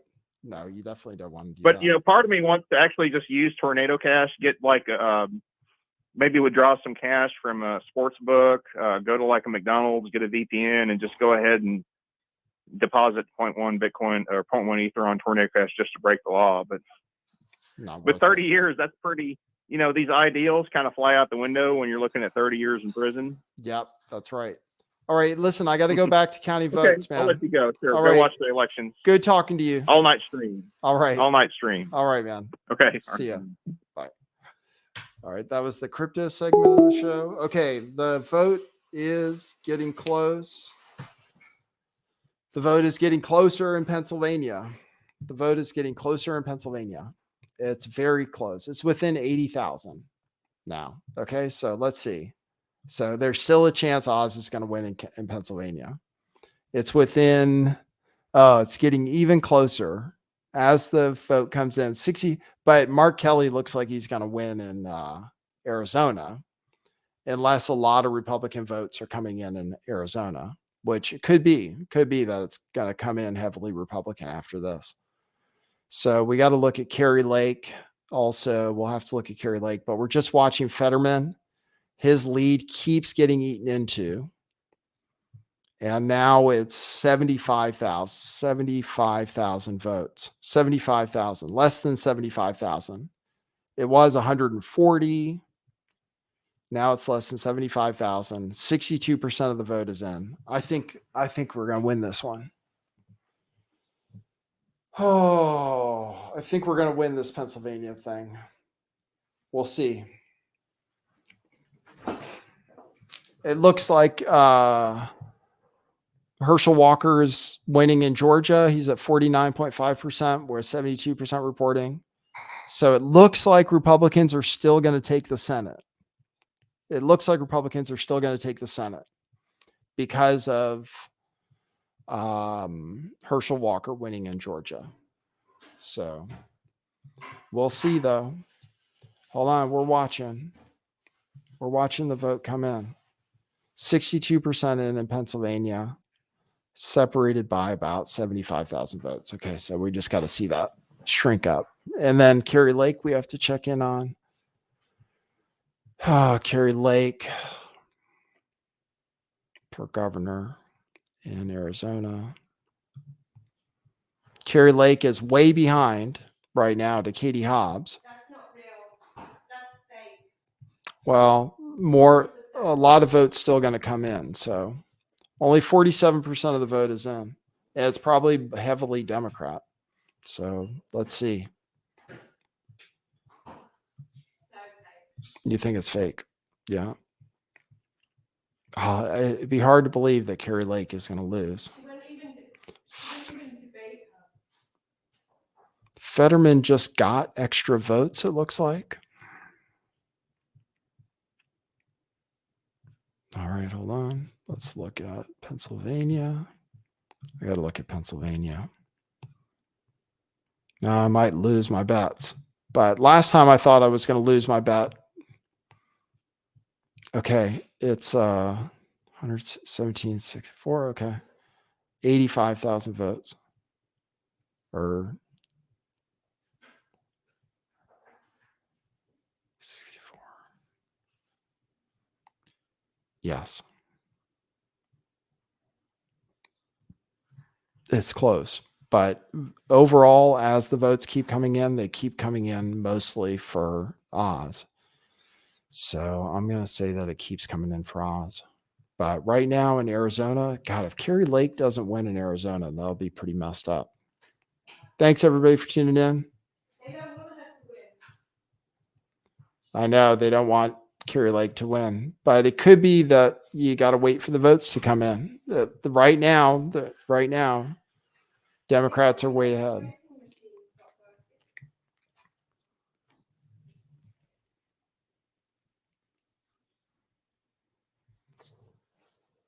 Oh, Fetterman just dropped. Okay. Now it's within, okay, let me see if I can do my math right. 80, that's within about 75,000 again. 2 percentage points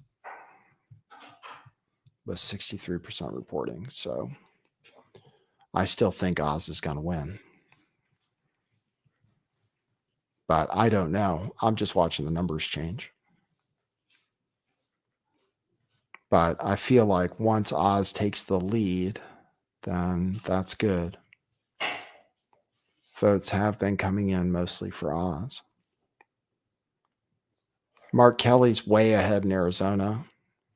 Herschel Walker is slightly ahead in Georgia. Slightly. What about New York?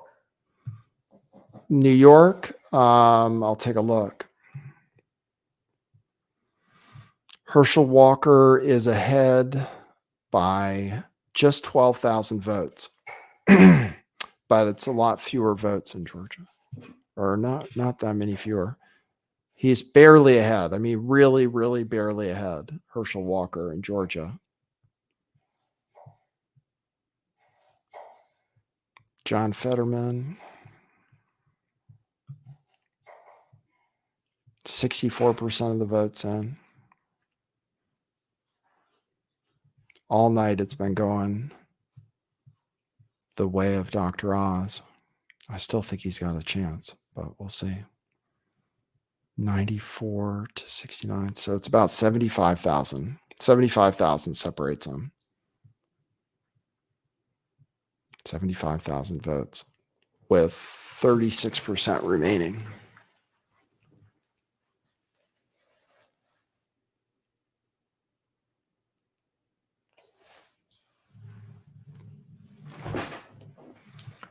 You can support the stream. If you'd like to support the stream, I really appreciate it. Go to buymeacoffee.com/lifttheveil.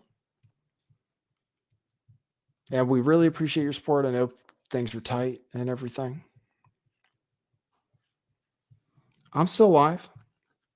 I'm staying live for a bit. As long as you guys keep feeding me coffees. Remember that. Keep feeding me coffees, we stay live. So I'll check my coffees at buymeacoffee.com/lifttheveil. We're watching the votes come in. We're hoping Dr. Oz wins because otherwise I got to lose money. Thanks, Brian M., who says, glad you is stands on its own. No code. 3 coffees for Britt. Katie saying a naughty word. You got some coffees for saying the S word on the show, Katie. You said shit, apparently. And he says it sounds cute when you say it and that British people get to get away with saying anything. That's funny. Lucky Duck says Katie is hella based. Thank you. More based than Nathan. She is more based than me, for sure. She'll tell you that. Yes. She'll tell you that. All right. We're still tuned in. We're still watching the vote. What is it now? Let's see. 49.8% for Fetterman. Let's see if I got to pull this out. I just got to pull this out. 75,000 vote difference right now. Mehmet Oz against Fetterman. 64% reporting. And then in Arizona, we got to watch the numbers change too.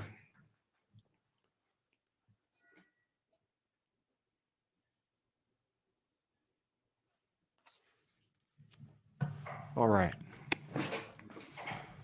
We only have election night once in a while. So I'm giving you guys like the full effort tonight because I am interested too. Well, I do want to see Carrie Lake win. They really don't want Carrie Lake to win. I know, but she was really favored. I know, but I feel like there could be shenanigans. Probably not, though. It depends. The first 50% of the vote might have been really Democrat, and then the other 50% is going to be really Republican. We'll have to see. Carrie Lake should win, though. If we live in a sane world, Carrie Lake should win in Arizona.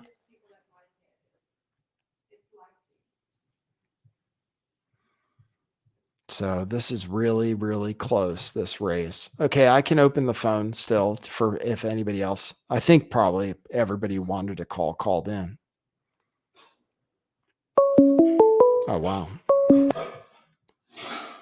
Hey, you're on the air. Yo, Nathan, what's up? It's Hobo Tommy. Hey, Hobo Tommy, man, you've been hooking me up. What's up, man? How you doing? Yo, man, I gotta provide a Litecoin rebuttal real quick, if that's okay with you. A Litecoin rebuttal because Craven Crypto said don't mess around with Litecoin, don't even bother because it's shitcoin, right? That's right. That's Okay. right. So what's your rebuttal? All right, my perspective is this: go on tour, go onto the dark web marketplaces, try to buy drugs. What cryptos can you buy drugs with? Those are the cryptos that are going to be around for the next 20 years. Yeah. Litecoin, Ethereum, Zcash, Monero. That's a good, that isn't a bad point. I've heard actually, because there are people who talk shit about Litecoin, and I've always liked Litecoin because it's just like Bitcoin. It's just faster and cheaper. So it works. And then it also has privacy too. But I heard people use it for gambling too online. That's what I heard. Litecoin. Gambling, dark web, drugs, pornography. Right. It's also practical. It's a practical Bitcoin. You know, it's Yeah. so much faster. You can actually use it at the store. Anyway, that's my hot take. Yeah, I love market. Litecoin. I have some. I love Litecoin. So I've always been a fan. I have some, and I hope that it becomes like the future cryptocurrency, because to me it's like it's better than Bitcoin, and the network's never gone down or anything, and so I like it. And also all the Ethereum love. Isn't the Ethereum developers, they went full blown global homo. So if you're anti global homo, then maybe get away from Ethereum. Yeah, that's true. That's just my perspective. That's true. Yeah, I like Ethereum because I can use it on DeFi, and then I can use it on decentralized exchanges. It's about what's practical, what you can trade with, what you can use. Yes. What has functionality. Yes. That's my 2 cents. All right. Cool, Thanks, man. Nathan. Thanks for all your support. Cool. Wow. Tommy Hobo is cool. He hooked me up like with huge tips over on Rockfin today. Yeah, Litecoin is an awesome cryptocurrency. It's just underappreciated. Oh, the race got a lot closer. Check this out. The race is closer. It was 75,000.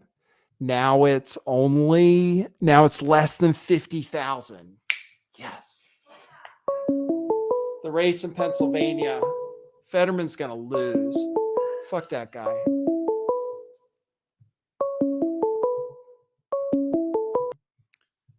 Hey, you're on the air. Hey, Nathan, this is Ryan. I just sent you to buy a coffee, but it says Oh. Laura Litton because that's my wife. Oh, cool. Thank you. Thanks for that. I appreciate it. What's going on? No, I think it was like 5. No, I was just calling because, you're watching all this stuff. I live in Illinois, and I live in a rural area out here. And I just wanted to say, like, with the way it's coming in, like they're projecting that, J.B. Pritzker is going to win by this huge amount. And when you look at the actual map of Illinois, it's literally only a handful of counties that elected a governor for the entire state. Right. And it's right. absolutely crazy. Right. Well, that's what Because happens. we live in, right? Yeah, go ahead. Well, I mean, that's what happens with these states that have like one or two cities, is the cities vote for Democrats and then the whole rest of the state. You'll have a state, it's like actually even in California, like most of the counties would be Republican if you take all the counties. There are actually more Republican counties than there are Democrat counties, but the Democrat counties are like LA, We have 25 million people. Yeah, right. So, but that's like even with Illinois, like we are through and through. I mean, we got a lot of farm territory, but even a lot of the farmers are Democrats, but they've been so tired of everything that's gone on in the past 2 years that even like our county, it's a smaller one, but they've always been Democrat, and it's been a red wave across it. I mean, like even they voted, it was like 70% Republican governor candidate versus 30% for the governor. And then the Chicago numbers come in, and I just find it really, really hard to believe that all these people in these counties, because they knew this very early on, that they had all of these votes right off the bat ready to go. And like everybody showed up and didn't do anything else today but go and vote. Mm-hmm. Yeah, some stuff.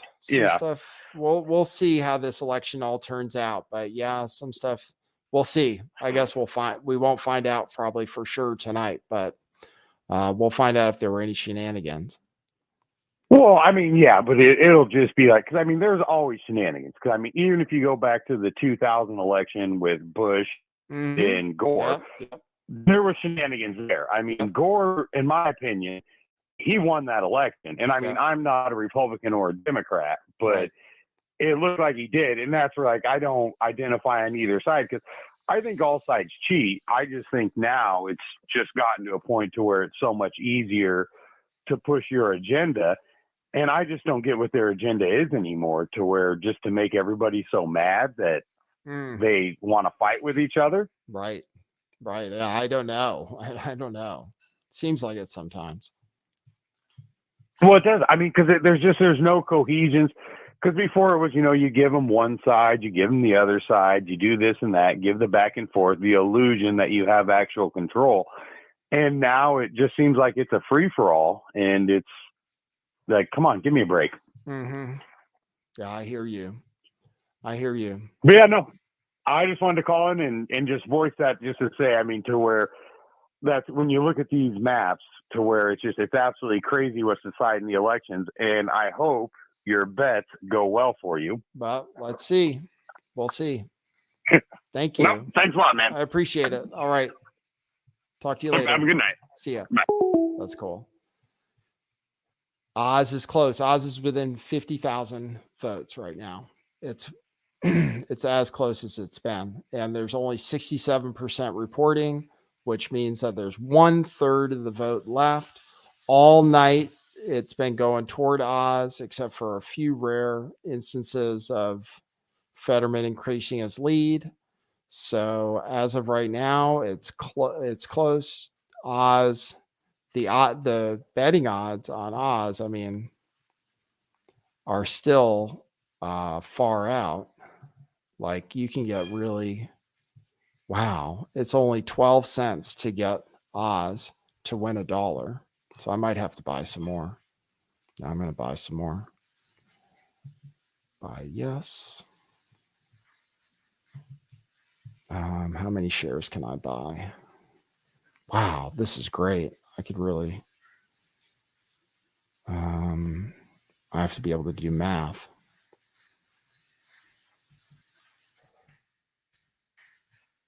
Let's see.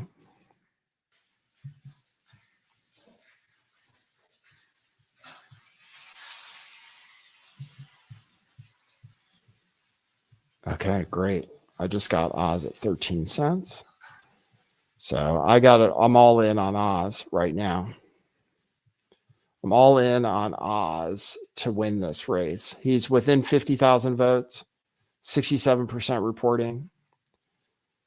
I think he's going to take it. I think he's going to win, and we'll see.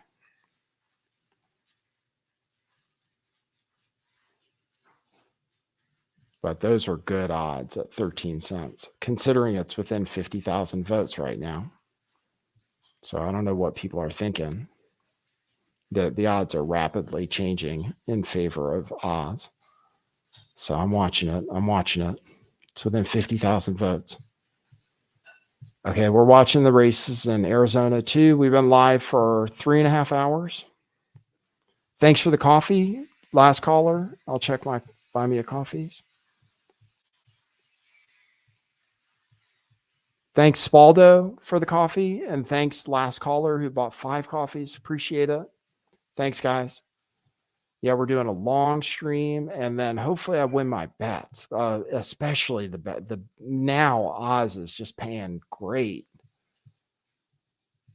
assuming that he somehow pulls it out. I got to go back to that screen. It's about 50,000 votes right now, with 67% reporting. Okay. Okay. Gotta have my vape. Gotta have my vapes. All right. So we can win a bunch of money on Oz if he wins. We're going to win a bunch of money on Oz if he wins. So that's the good news. If Oz wins, we're going to win a bunch. If Oz loses, then that's the way it goes. But I've just been seeing the way it's been going this whole time.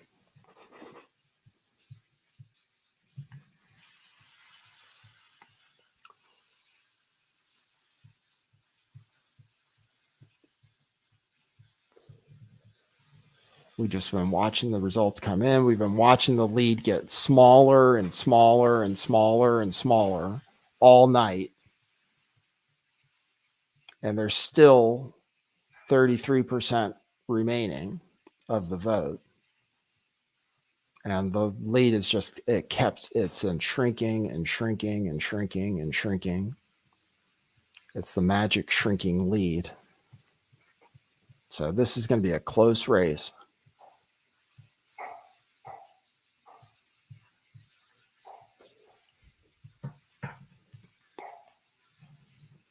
Wow.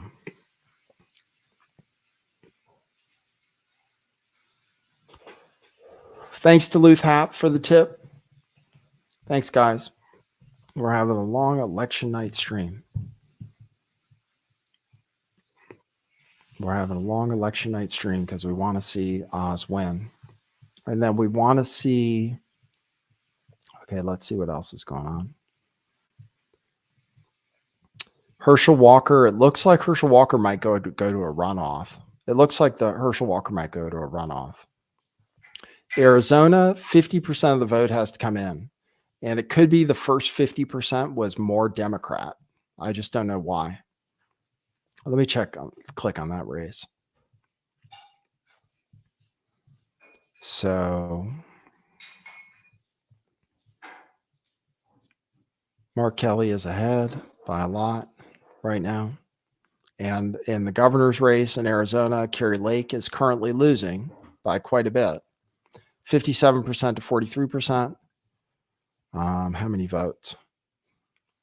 190,000 votes.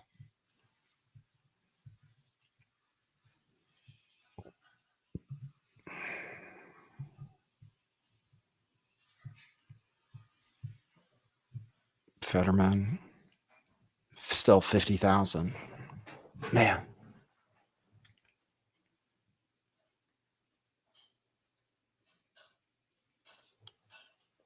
Come on, Oz. I hope I know what I'm doing. If I lost some money, I lost some money. It's fun to gamble. But if Oz wins, then that's good. Then maybe I can take my wife out for something special.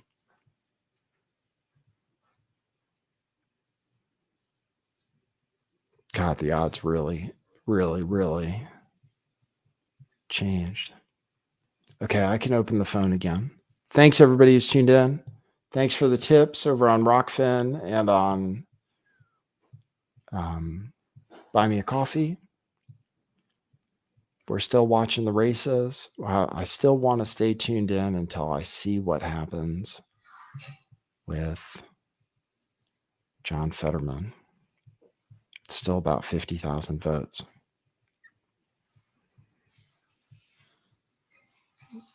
It's just been getting closer and closer and closer. Wow, people really think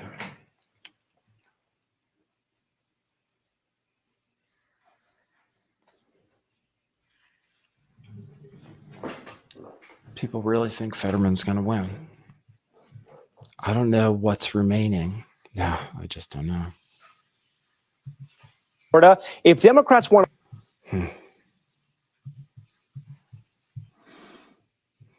Votes for DeSantis, they're showing 50,000 votes. Mehmet Oz still has a chance. I still think he's got a chance, but I'm not an expert. It's still within 50,000. More votes came in. 68% reporting. Still almost 1/3 of the vote out. Almost exactly.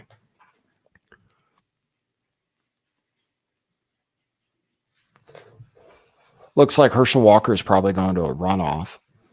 So it wasn't a big night for Republicans like I thought it might be. That's one thing I can say.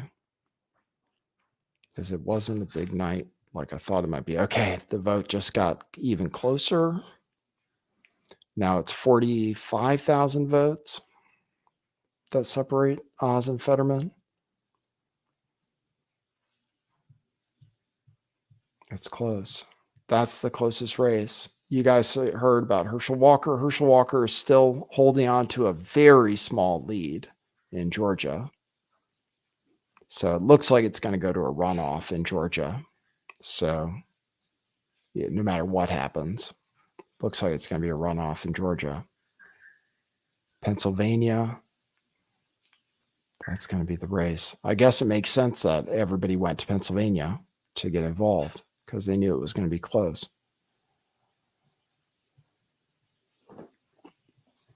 Okay, I can open up the phone. People can still call in. I've been getting lots of calls. Thanks everybody for calling in. Thanks for making the show. Thanks for tuning in for the show. Thanks for staying tuned in. We're still watching this race in Pennsylvania mostly.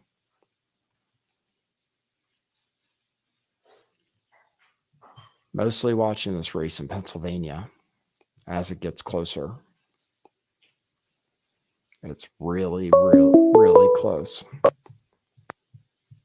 Hey, you're on the air. Hey, Nathan, how's it going? Good, thanks. This is Daniel from Orlando. I haven't called in a very long time. Good to hear from you. Yeah. No, I'm here in Orlando, Florida, and I'm Latino, but most of the people here, they're Democrat. Most of the Latin community. Yeah. So yeah, it's kind of odd, but yeah, I'm glad that DeSantis he won already, right? Yeah, they declared him the winner. Yep. Okay, that's good. So yeah, man. I was the one that originally sent you a while ago the SpaceX footage. I went over there. Oh yeah. I didn't know it. I think you and some other people, they were like, I mean, you might have said it. I'm not sure, honestly, that it was like CGI. When they go up and come back. Right. And I wasn't sure, so I went over there and I saw those things flip around and come back and land. I was like, okay, well. Yep. They actually do that. So I saw it too. I saw it here locally too. So I know that it's real. So yeah, it is real. But originally when they were doing it when they were landing at sea on those barges, the camera, it was weird. The camera kept cutting out. Yeah. So it was weird. It would cut out. Yeah. Yeah. I mean, I obviously, I don't believe all of it, but just some things are real. But yeah, man, yeah, I've been hearing you for a while, so I'm glad, I've seen you kind of, how you say, I've seen the evolution of Nathan. So I just want to say congratulations. Thank And you. you're married now, right? Yes. Yes. Is that your wife with you? Yeah, she was on the show earlier. Yep. Okay, awesome, man. I'm actually getting married next week. Oh, congratulations. Thank you. Yeah, it's great, and I think yeah, when she talks, she's a very educated lady, so it's a good compliment to the show. Thank you. Yeah, she was cool. If she didn't have a job all the time, maybe she'd be on the show more. But yeah, she's usually at work when I'm doing my show, or she's on her way home. So, but she's cool to have on the That's awesome. show. Yep. Yeah, that's great. That's great. Yeah, I just saw another something else I heard earlier. I you know, regarding the the homosexuality and trans and all that stuff. It's a Mm-hmm. hot topic, and my take. I do come from a Christian background. Some people say, don't be too extremist, don't be this, don't be that. But just about 4 years ago is when I really had that born again experience. Like a lot of people say they're Christian, but that born again, Mm-hmm. I truly say it happened to me. And that's when you kind of see life differently, and you like our parents and our grandparents, they would talk about the things that would be going on, especially with that community. And then the way we see it now, especially me, I'm 34, and the way I've seen it blow up in Florida. I only think what I truly think, like, this is my belief.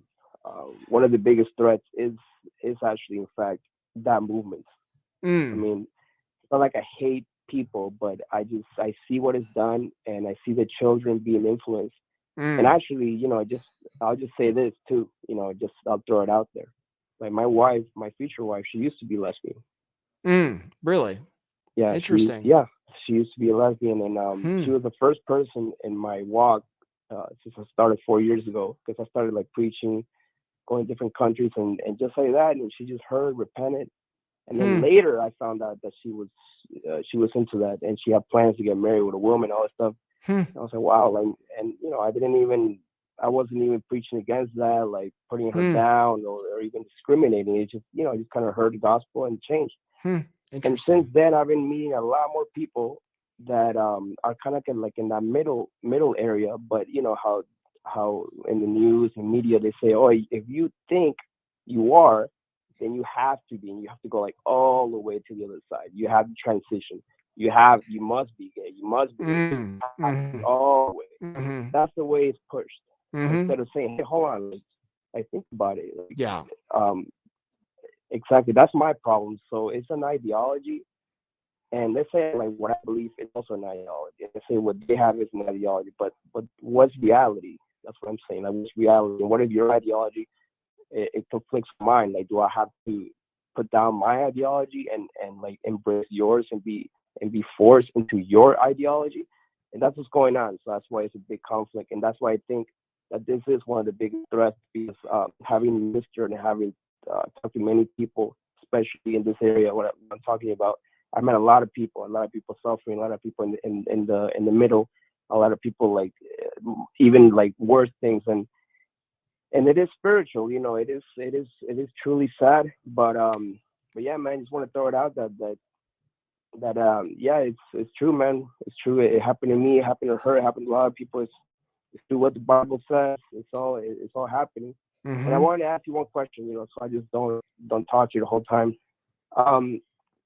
Like, do you believe in anything, like, for example, how they ask you in the book of Revelation, like the last book? Is there anything there that you think is true? In Revelation?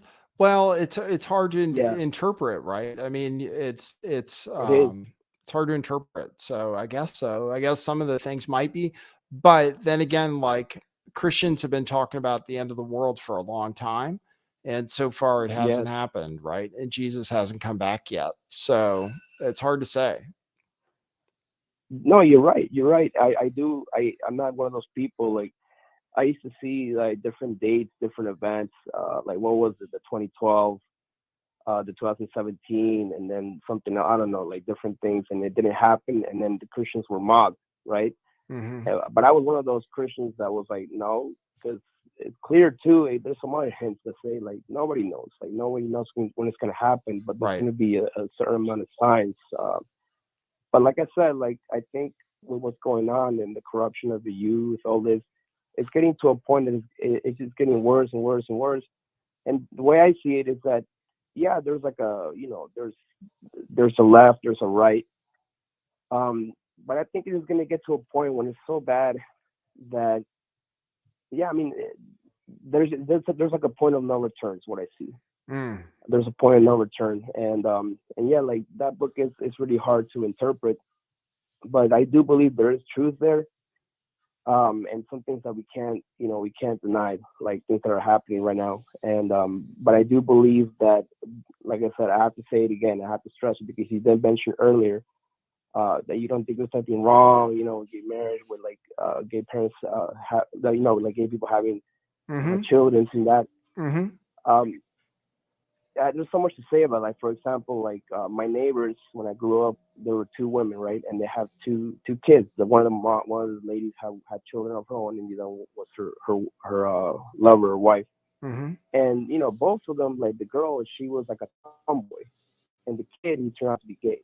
So there is a lot of influence. Like you can't, like I'm one of the people that don't believe people are born that way. I do, because the statistics and my life experience, like seeing many people, I just don't believe that. I believe influence, and I do believe that's really one of the biggest threats. And again, I don't want to sound like hateful, this and that, but it's just the truth, because down the road, like 20, 50 years from now, like, you can come back and hear this message, and it's like, wait, like, it's way worse now.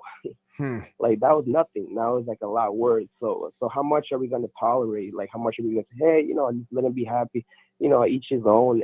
And then, your kids, your grandchildren, they're going to have to face worse things. There's going to be very few people that stand for a reality instead of, it's not just about ideology. It's like, what's real? Like, what's something you can't change since the dawn of time to now? What's something that never will change, like naturally will not change, and ideologies are changing it. So that's all I'm saying. Right. I can understand where you're coming from. Yeah, I think that some people are born kind of gay, basically, which is just the way it goes, and that they're never going to be straight, no matter what you do to them. So that's why I think those people can do what they want. Like, I'm not gonna, of course. So that's all. Yeah. But I also think that introducing like the whole trans thing to kids is, that's a thing that's not natural. You can't naturally be a different gender. You can maybe naturally be gay. You might be attracted to the same sex, but you definitely can't be a different gender. So that stuff, we definitely agree on. So yeah, but corruption only gets worse, doesn't get better. Right. But hey, man, just wanted to congratulate you. All right. You're one of the few people that, since but way back then when I started watching conspiracy videos, like back then when you used to edit your videos, those were really good. Thanks. I know you can't do them like back then. YouTube doesn't let you. Yeah. But those were great. Thanks. I know you're in a different phase now, like doing the phone calls and all this. So just keep it up, bro. Thanks, man. You're one of the few really I still watch. So just keep going. Thanks. Keep fighting the good fight, and yeah. So congratulations. Having Thanks, a great man. wife, and Thank you. Keep watching. Okay. Thanks. I appreciate it. Thanks for the call. Okay. All right. See ya. All right. That's cool. Oh, this race is really close. I don't know how long I could keep broadcasting. He's still within 50,000. For a second, he was under. It was more than 50,000 again. Okay, now it's just got closer again. Now it's within 40,000, 42,000, 41,000, 41,000 votes. That's it. 41,000. It was 140. Then there's 72% of the vote in. John Fetterman's at 49.3%. Mehmet Oz is at 48.4%. It just keeps getting closer. Now it's within 41,000 votes. People still think Fetterman's going to win for sure. That's what the odds say. But Oz keeps getting closer. So I'm staying tuned in until I find out, because if I win this bet, I'm going to be really happy. If I win this bet, I'm going to be really happy. It looks like it's just going to be really damn close. So my wife's making dinner. Normally I make dinner. Thanks for the super chat. I see it. Thanks, Teresa the Kid, for the super chat. Let's see how things are going in Arizona. Kerry Lake. I mean, Kerry Lake has to win, right? I mean, what the hell is going on in Arizona? In Arizona, there's still the rest of the votes just not coming in yet in Arizona. Half of the votes in, and it was all for Democrats. But that means half the vote is left, and it could all be for Republicans. So we'll have to see. Right now, Kerry Lake is losing, and Mark Kelly is winning. In Arizona right now, both the Democrats are winning. It's close. The race is close.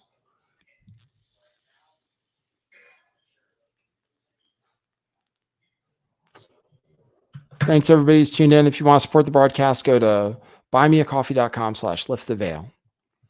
Buymeacoffee.com/lifttheveil.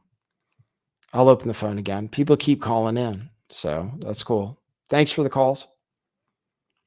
Buymeacoffee.com/lifttheveil, or drop a tip on Rockfin if you'd like.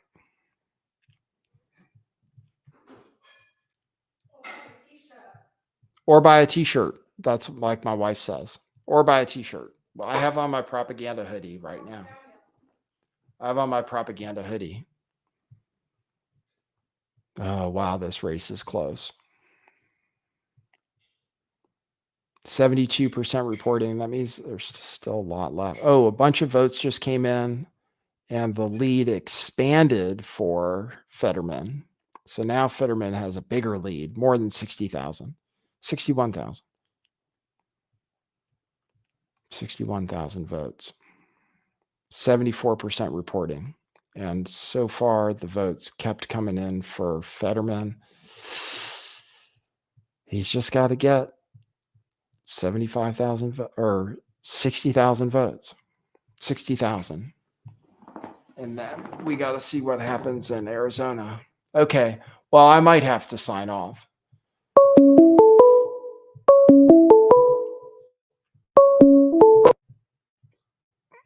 Hey, what's up? Nate, you're still going. It's 11:33. I just woke up from a nap, or I was trying to sleep, but I just kept the thing on, and you're still going. And I heard Katie. Is she there? Yeah, she was on the show for a second. Oh, that's cool, man. Yeah, that's cool. She ought to show have like a whole show with you one day. Yeah, well, she works, so, and she's making. Yeah, no. Yeah, but life is it's you got to work to live, right? Yep. Got to work to live. Yeah, dude. That's right. I'm really liking that kratom, I gotta say. Good. Yeah, man. Do you like kratom? I haven't really used it. I haven't really used it much. Yeah, it might be a trigger. I don't know. I don't Yeah. know because I mean I've never done any kind of heroin or nothing like that. Right. But I don't know if it could be a trigger because it's similar to the feeling of I've snorted it once, but that was a long time ago. I was a fucking teenager. And yeah, but kratom, I mean, it's not really that addictive, but unless you're doing it like every day. Mm-hmm. But I notice that when I do a massive amount of it, like I'm a little bit depressed the next day, so you gotta take it easy, I think. Yes. You got to take it easy with all the drugs. Yeah, man, but I tend to smoke bud every freaking day for like 5 years now. Yeah, I can understand that. Yeah, man, I've still got purple bubble gum left. I can't believe I still got some of that left. That's some good stuff. Anyway, yeah, man, I'm just rambling because I'm feeling good. I just woke up and I'm like having a wake and bake. Cool, man. And a little kratom. Anyway, take it easy, bro. Cool. See ya. All right. See ya. See ya. All right. That might be a sign.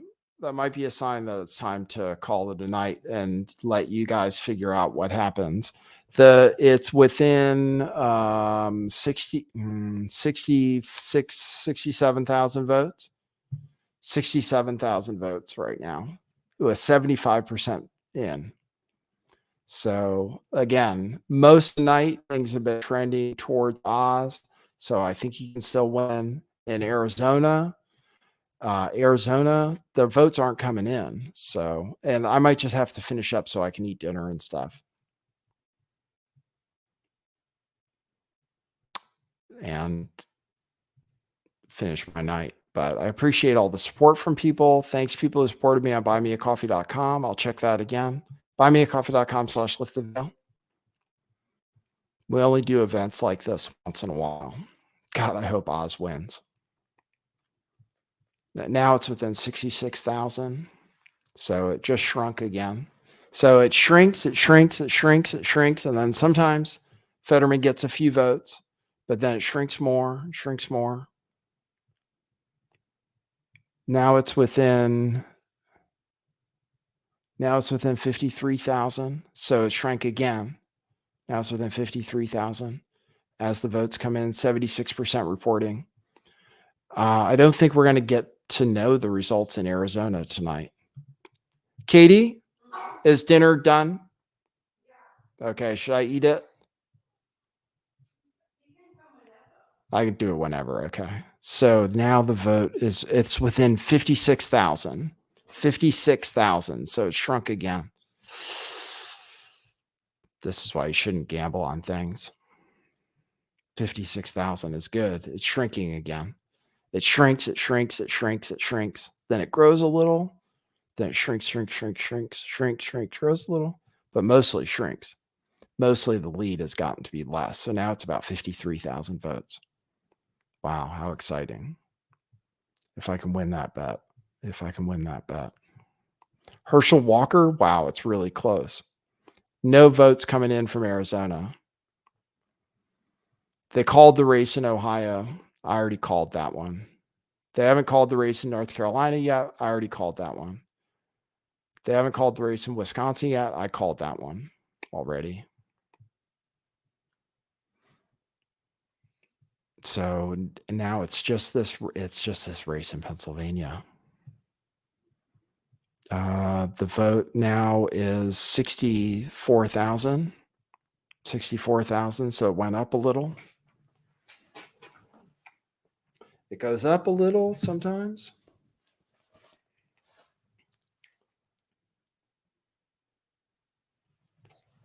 Thanks. A new study shows, who says, my open question for the forum: what is Fetterman's spirit animal? I think the only thing that would have made the Pennsylvania race better is if one guy was a furry. Keep up the great work, Nathan. Thank you always for your comments on autism, which have helped me better understand people in my life. Thank you for that. We do autism awareness here. Oh, okay. More votes then. Now it's 61,000 votes. 61,000 votes. There's already a lawsuit been filed against Arizona by Dylan Law. Oh, really? Yeah, because of the 36% of all voting centers across Maricopa County been afflicted with pervasive and systemic malfunctions. Mm-hmm. That's interesting. Yeah, I hope Carrie Lake wins. Wow, Oz has no chance to win, apparently. That's what they're saying. People are saying Oz has no chance. I'm looking at the vote tally, though, and it seems like he still has a chance. But people are saying he has no chance right now. That's what the odds say. The odds say that there's no chance. So Republicans lost in New Hampshire. So I think I was wrong in general. Let me look at my investment. So I'm going to win on, wow, I'm going to lose like everything except maybe if Carrie Lake wins. Unless unless Oz comes through for me, I'm going to lose a bunch of money. But we'll see. We'll see. Carrie Lake is still favored to win in Arizona, even though she's losing so far. So people say for sure that the Republican's going to lose in Arizona so far right now. So that'll have to turn around entirely. But I remember when it looked like Trump was going to win too. I mean, it looked like Trump was going to win the election and then he didn't. So lots of things can still change. 62,000 votes, 62,000 vote difference with 24% of the vote remaining to come in.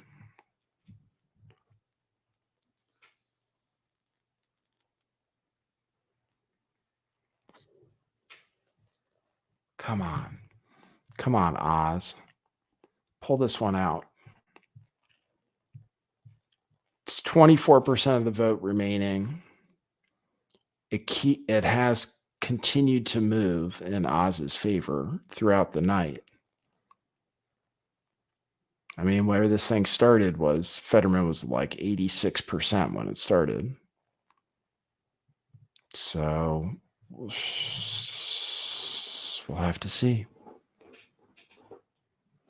We'll have to see. I might have to sign out, but I'm going to keep watching I have to keep watching. I wonder if I can follow it. I wonder if I can follow it live on my phone.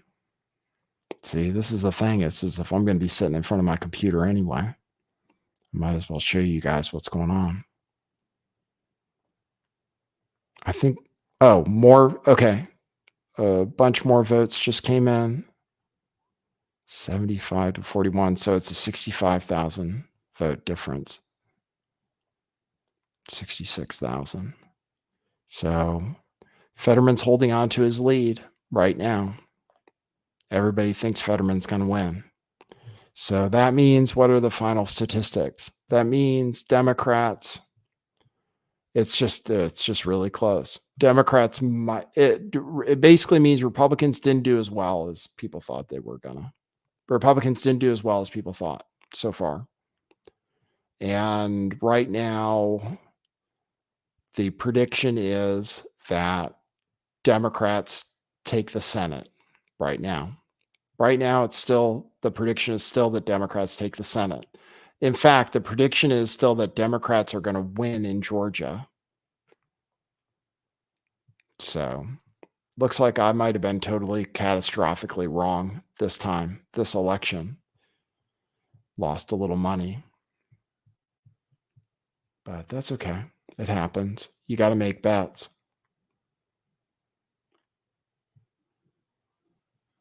I just hope some votes come in this last 23% for Oz. All right. I think I'm going to let you guys go though. I think I did my effort. It's late on the East Coast. No, I'll go until 9, okay? Which is midnight East Coast time. We'll go till 9. We're just going to keep following these votes. We'll go till 9. That'll be over 4 hours of streaming tonight. So thanks everybody who tipped. Thanks Fed Up Canadian for the tip over on Rockfin. I really appreciate it. You can also tip by going to buymeacoffee.com/lifttheveil. Thanks, Gifty Sine, who says, if I lose money, maybe my listeners will chip in to get our losses back. Okay, thanks. Wow, gambling is gambling because you can lose. You have to be able to lose. Okay, it's still 63,000 votes. 63,000 votes. It hasn't shrunk.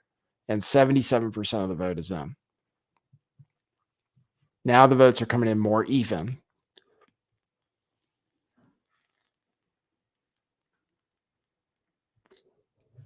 But I think it's still going to get closer.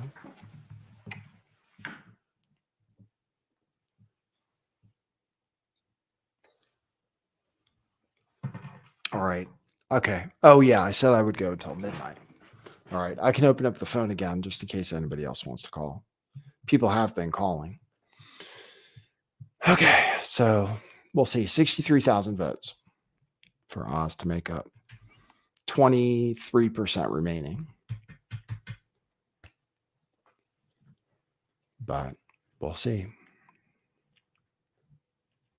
Come on, Oz. Pull it off.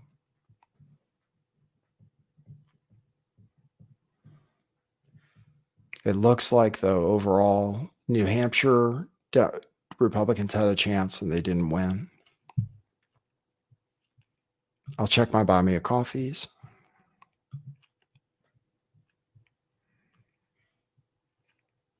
Okay, that's it. All right. All right. Well, I might have worn myself out too. Brian Ryan says another 3 hours. Good luck, bro. No, not another 3 hours. I was going to do it for another 13 minutes, but even that might be a little heavy. I might just be done. I might be done. And we're leaving it on a cliffhanger because the rest of the vote's going to take a little while to come in. Come on, Oz. That is the closest race, though, for sure. And right now, they're saying the Democrats are going to win in Georgia. I have to check out Georgia real quick.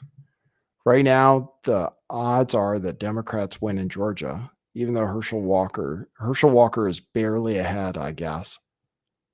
It's just going to go to a runoff is what's going to happen. There's only 2,000 votes separating Warnock and Walker. So that's going to go to a runoff. 86% reporting. So Georgia is pretty much going to go to a runoff. Arizona votes aren't coming in. Pennsylvania. It is what I said.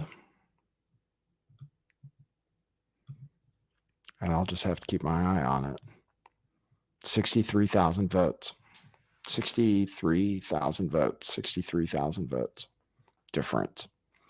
Oz has to make up to win that race. So we're going to find out for sure.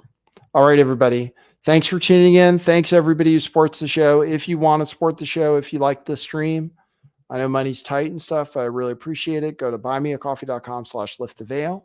Thanks, everybody who supported the show over on Rockfin. Thanks, everybody who called in to help make the show. And just thanks, Teresa the Kid, for the super chat.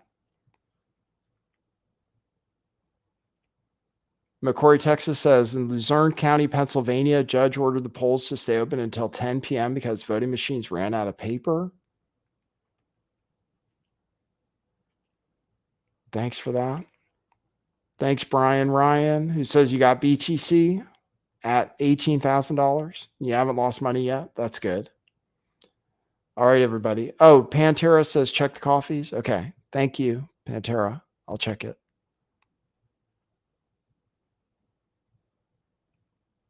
Thanks down at Vices, who says, I just do not trust the election process. There is always something sketchy.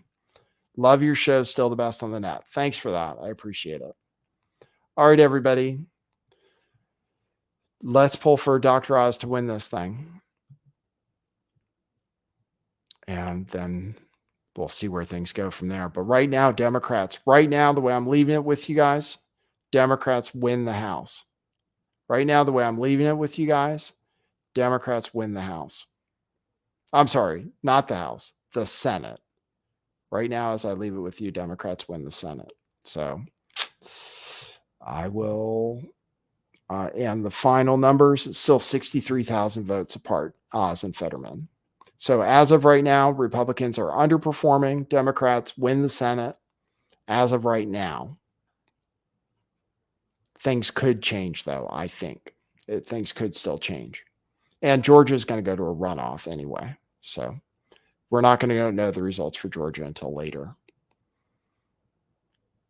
Okay, guys. Have a great night. Thanks for tuning in. Appreciate all the support. And we'll see you at the next one. That's what it is.